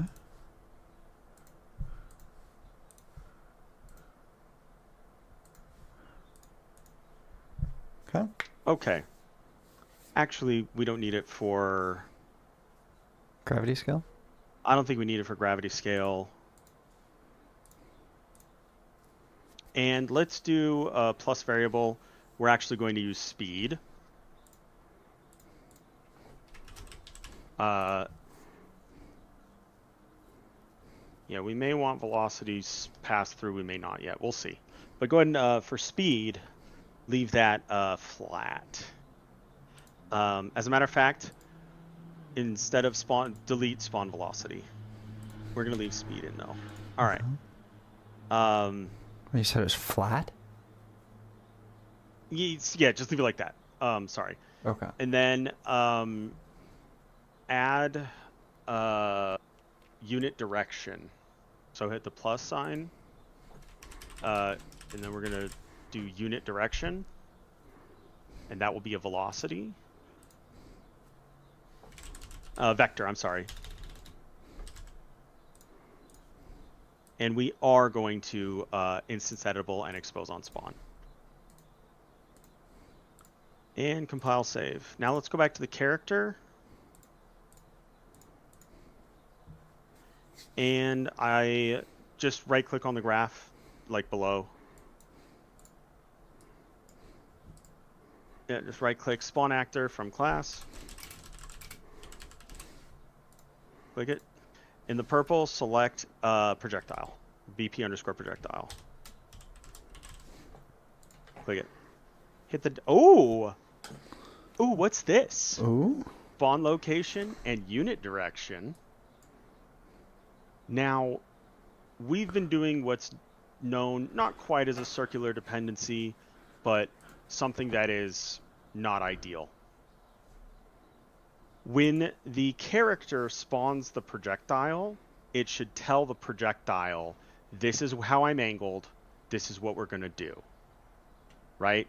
You're going to spawn in my right hand at a certain direction, or whatever, right? Mm-hmm. So let's go back to BP projectile. And now I'm really going to cook your noodle. Let's actually control space to bring up content drawer.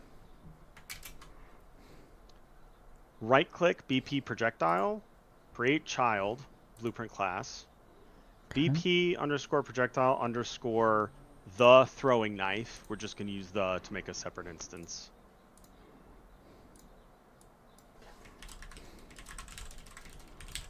Okay. And then right click BP projectile and create another child class, the grenade. Okay. All right. Under BP projectile, so that's still open, correct? Yeah. Excellent.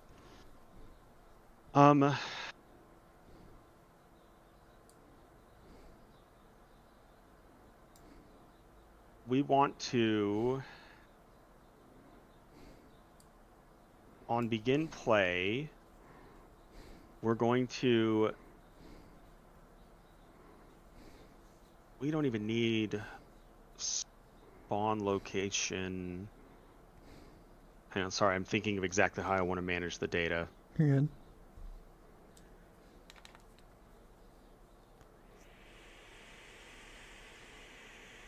Okay, this is what we're going to do instead. On the left side for variables, hit plus, and we're going to have a name. Name. That's going to be socket name. And then click where it says vector, name. Okay. I'm doing this a little wonky as education. This is not necessarily the best way to do it. So on begin play, oh, and plus variable, let's make this easy. Plus variable, we're going to add BP underscore third person character. Okay. All right, and that's going to actually be a BP third person character. Object reference? Perfect. And we're going to expose that. So instance editable and expose on spawn. Okay. And that just makes it so I can use it in other blueprints, right? In a sense. So go back to your BP third person character. Mm-hmm. Hit right click on the node on the spawn actor and hit refresh node. In the menu, refresh nodes. All right. So now when we spawn the BP projectile, we can send ourselves as data. Really, this is all we would have to do. But it's sending too much. We don't have to. But let's go back to BP projectile now. Okay. So begin play, we want to set actor location. We want to set the location of our projectile, correct? Like where it's going to spawn, yeah. That's correct. Technically, it's going to spawn and then immediately move to this location, but that's fine for now. Like, oh, okay. This is why people have dev rooms, because spawning takes a lot of. Yeah, okay. So, under we want to drag out BP third person character to the and then get the mesh. No. Oh, get not the that. mesh. Okay. Yep. So get mesh. I'm doing things a little inefficiently here to educate. Yep. Yeah. Off that's of fine. the mesh, get socket location. And now for in-socket name, you got it. Drag that over. Yep. And then get socket location, drag that to set actor location. All right. Hit compile save. Now let's go to the new grenade. That's the child. You'll have to content drawer. Yep. All right. In the middle left where it says My Blueprint, to the right of it is a Settings button. Click that, Show Inherited Variables. All right. Save, compile. And then hit the down arrow on Variables. To the left, down arrow. Whoa! Socket name! Click that bitch. All right, socket name, hand_L. And the default value. Okay. All right, now let's open up the throwing knife. The Not child? that, the new. Yep, the child throwing knife. Wrong one. This one. And I can do the same thing. All right, socket name. No, we're gonna put foot_R. Oh. Okay. So now our throwing knife's gonna come out of our foot. Okay. Sound funny? I know. I'm great. You could put hand_R. Yeah. Just for the sake of not being too quirky here. Yeah. So socket name hand_R on the throwing knife. Okay. All right. So now let's go back to projectile parent, or BP projectile, excuse me. All right. So next we need to know the speed. So let's type. So okay. So let me explain. So when we went to here, it's referencing this, like when it comes to this parent. Yep. It's referencing this. Yep. So what we're gonna do is, instead of having all of these individual throwing stuff, we have one projectile, and underneath that is going to be throwing knife for now and grenade. They have very similar characteristics. There's no need to make two separate things. We make one thing, and then we change the speed of it, the gravity of it, and the mesh. So one is a grenade. That's a sphere. Mm-hmm. The gravity is a bit more, and we can even change the initial launch velocity, right? The knife will have a knife mesh. It will not be affected by gravity, or it will be affected very minimally, and it goes at a much faster speed. But it's still the same thing. When it spawns, it's still a projectile. Correct. So this is what's known as inherency. You don't need to make a bunch of unique things, because here's the thing. What if, for projectiles, I have a universal modifier. Now I want to add wind. So wind needs to affect all of my projectiles. Well, if I have 100 different types of bullets and grenades and knives and shit, now I have to click on every single one of those, every one of the 100, and add the wind functionality. Right. Okay. No, thank you. I'd rather go to the parent projectile class, add how wind affects it, and I'm done. Yeah, it's much easier to make sweeping changes this way than to make a bunch of different projectiles and then be like, oh. And the thing with a bunch of different projectiles, projectile grenade, or like you could even say throw. Well, throw is not great. Projectile, I'd say like lob it in the air, you could say. Projectile knife, which you could have different knives that might do different damages, but they all have like the same gravity and such, right? Yeah. So you'd have a variable for damage. I use like projectile ballistic for bullets, projectile propulsion for rockets, projectile hit scan, which is like Counter-Strike bullets, they're instantaneous. Those are the primary one. And projectile, I think I usually just say grenade, because it's kind of its own, like you throw it kind of in the air, right? There's nothing too similar to it. And then you can have under grenade, fire grenade, gravity grenade, ice grenade, whatever, right?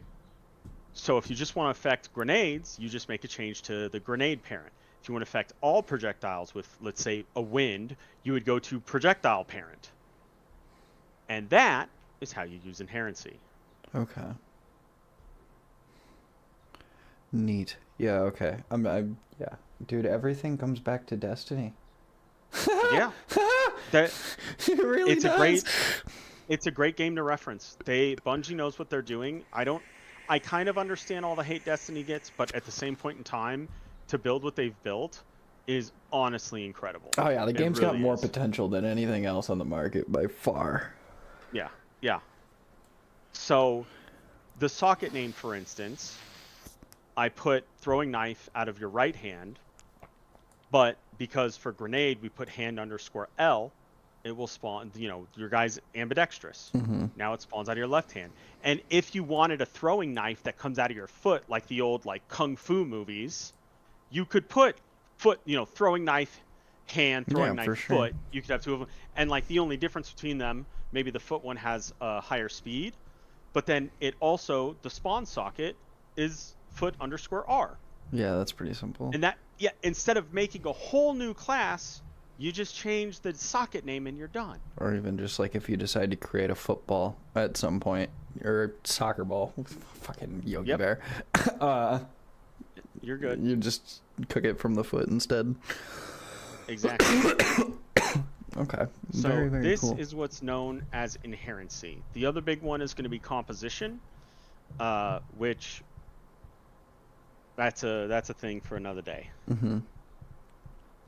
But yeah, so when I saw that you made throwing knife, and again, pass through variables. So like if we pass in BP third person character, we can from there get everything we need. All the character has to do is spawn the projectile, and the projectile itself knows everything it's going to do. It doesn't have to, the character doesn't have to spawn it and then tell it stuff, and the projectile listens, and then the projectile tells the character. No. You spawn it, and that's it. You may have to tell the projectile, here's the data that you need. But in general, once you spawn it, let the projectile have all the data it needs to know how to handle itself. Does that make sense? Yeah. So, and again, when I was thinking like, spawn location, well, in the character, I could get the socket that I wanted to spawn out of, but the reason that doesn't work is if the grenade is left hand and my knife is right hand, my character doesn't know which socket it is. It's just spawning the thing. So that's why the thing has to have the socket name, and you have to pass the third person character's mesh in. So where you have data and where it is held matters. And this is what's difficult. This part's easy. It gets way harder. But yeah, that's why I said at the end, fuck it. Just put the third person character through. Now you can get the socket location for where it spawns. You can get from the third person the camera and get the forward vector, and that's what then it knows how to move forward, etc., etc. You can get and from itself you grab projectile movement, set gravity scale, plug in gravity scale. Your speed is multiplied, blah blah blah blah blah. Everything we've already done. Right. And that goes back to this. Yep. Instead of having to do this 9 bajillion times, you do it once. Okay. So how do I... Okay, so I can transition that to here some then. Yep, we're going to have to break everything and restart. That's okay. Oh, God! That's okay, because it'll be better this time. It will be, and honestly, And I won't have to do this 50 times and make it you got it. super You big. only got to do it once. Okay, so should I keep any of this or just fucking? I think you keep it all. You can unhook it. So hold Alt and click after each of the custom events. Just disconnect them right there. But I would drag all of that to the bottom right for reference. Okay. Ooh, ooh, ooh, ooh, ooh. You stay up there. Oh, son of a bitch. Hold Shift. Ugh. Shift doesn't add stuff if you hold Shift. There you go. Alt does not. Yeah, Alt I think removes. Okay. I don't know. So you I've got said it done in unhook the begin plate or the enhanced input actions? all of them. I would just hold Alt and click on the line. You don't need to undo the execs like the false and the true and stuff like that. Just the you don't even need to do the custom events on the bottom because they'll never fire because the first thing never fires. Okay. Throwing knife you want to get rid of. You want to disconnect that. And then above how it says grenade throw cooldown, you can leave that connected. Okay. The first piece, the first event, that's what you don't want to have fire. Got you. But you want to keep this as a reference because it is good to look at.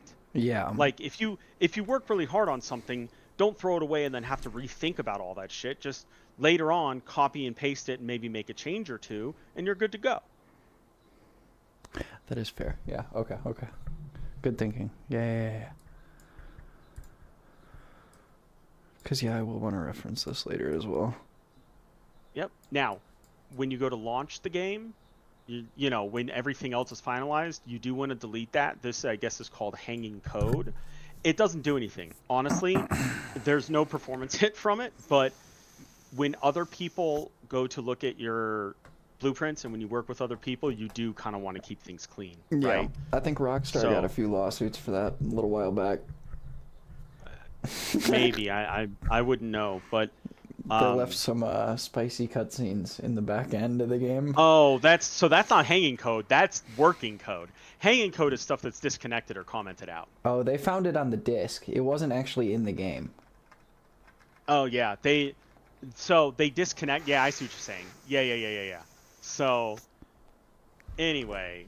Yeah, anyway. Side story. But But I think my time has come to an end because the lady is officially awake, and I think her and I are going to go spend some time together. Yeah. But I got some studying to do, so. Yeah, I mean, bro, the set timer stuff is extremely difficult compared to almost anything else. I can't tell you how many people just have a timer that ticks every frame and they never stop it at 0, or even if they do stop it at 0, they check if it's at 0 and then don't do anything if it is. And it's like, dude, every frame times 50 abilities means every frame you're doing 50 like, it's terrible. Yeah, so, I probably would have done that for a little while. And that's okay. Get it done however you can. Not the best way to do it. Yeah. No, everyone's new.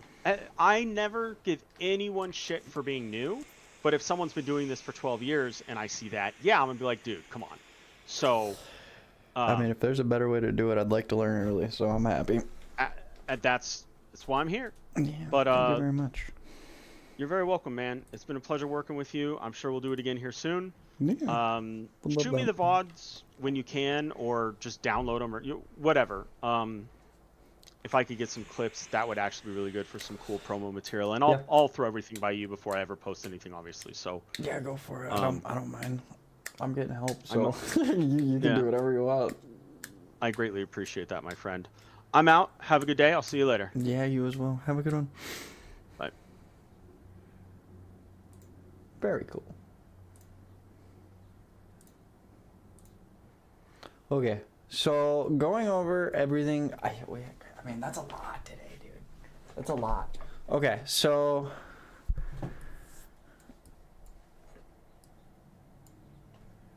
Yeah, that's a lot, man. So I'll have to change this at some point to go with this child class blueprint thing.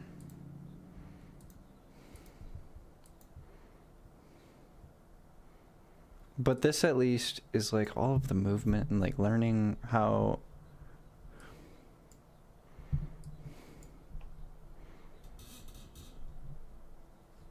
So I'm assuming like the same exact thing here that I'm doing where I'm getting the actor location and everything.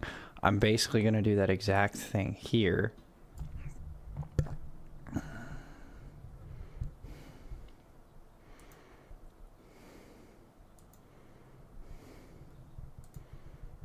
Maybe.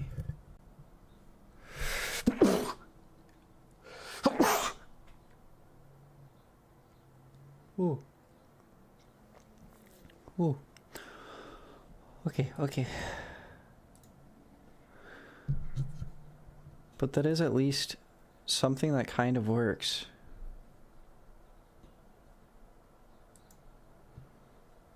So I'm gonna have to do all of this calculation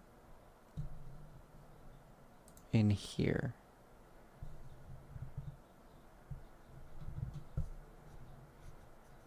So when it begins play, it's gonna set the actor location.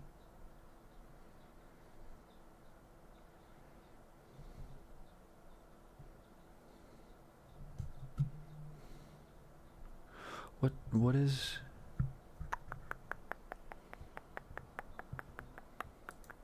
Okay. But I mean, hey, that's good progress, though.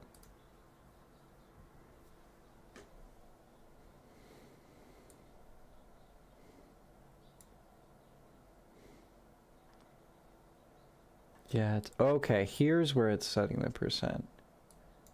It was in a different menu. And this is all in the HUD, so the HUD is... Yeah, okay. So the HUD is taking all of the information and doing the HUD things all by itself. Very good.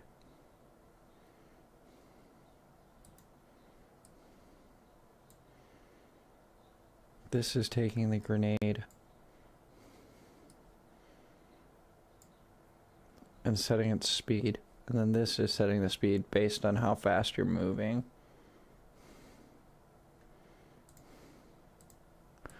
I'm curious, the child blueprint thing is where I was starting to get a little bit lost, though, I'm not gonna lie. I'm gonna have to listen to that again.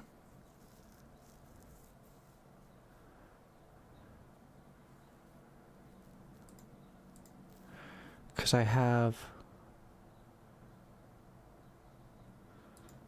Because basically the BP grenade and the BP blueprint, I'm guessing, are kind of null now. Because I have the projectile. So I'm going to have to make a new set of rules for any projectile.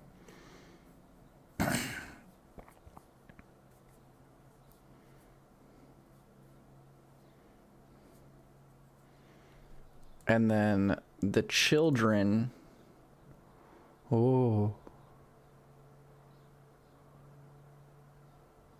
Oh. Okay. Ooh.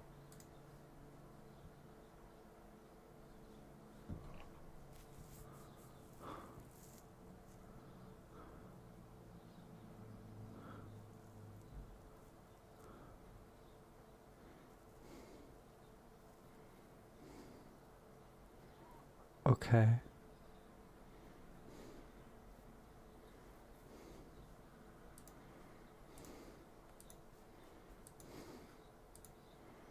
I do remember hearing about blueprints. Is that the thunder? About blueprints and child blueprints. So I'm gonna have to look into that. But man, having something that works, man, that makes me happy.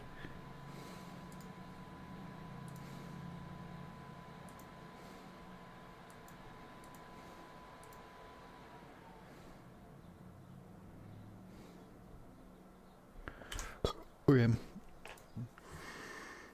let me look at it one more time.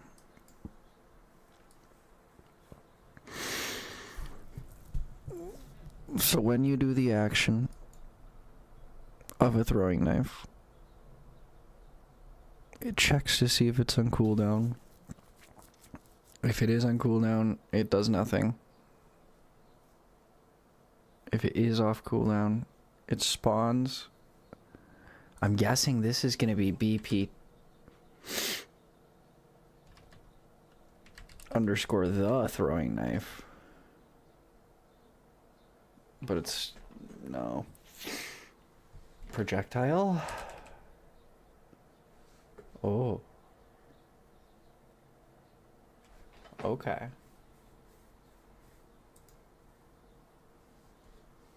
Well, let's just fucking send it. Like, if I had a circle...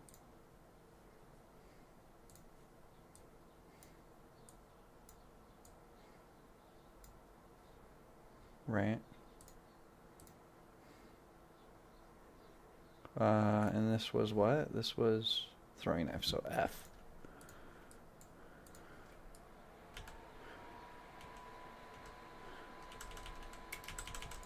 Right. Ooh. Ooh. Okay.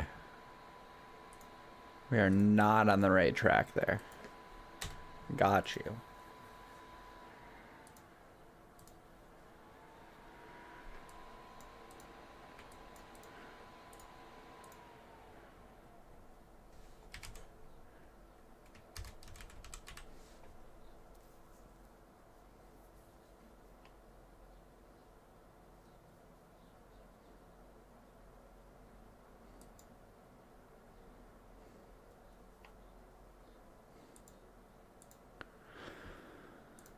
Okay.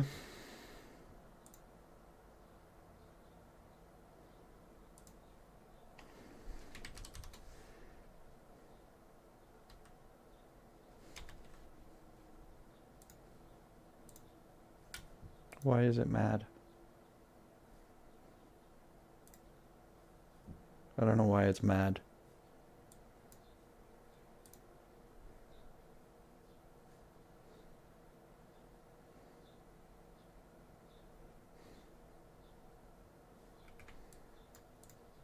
Why is it mad?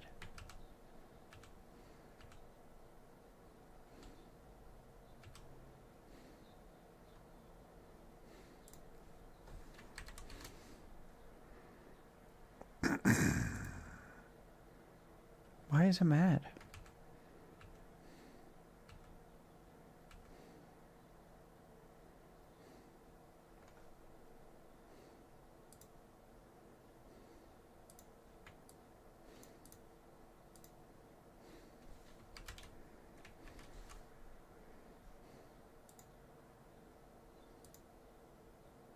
Weird. I don't entirely understand why.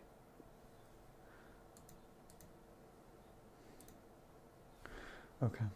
I'm gonna have to listen to that end part about Liverpool again. Anyway. I'm gonna take a break though, because my brain's kind of dying. There was a lot to learn in one day. But yeah, hope you enjoyed. Mr. Fish, thank you for coming along. And yeah, I'm gonna go listen to that again and see what the fuck I missed. But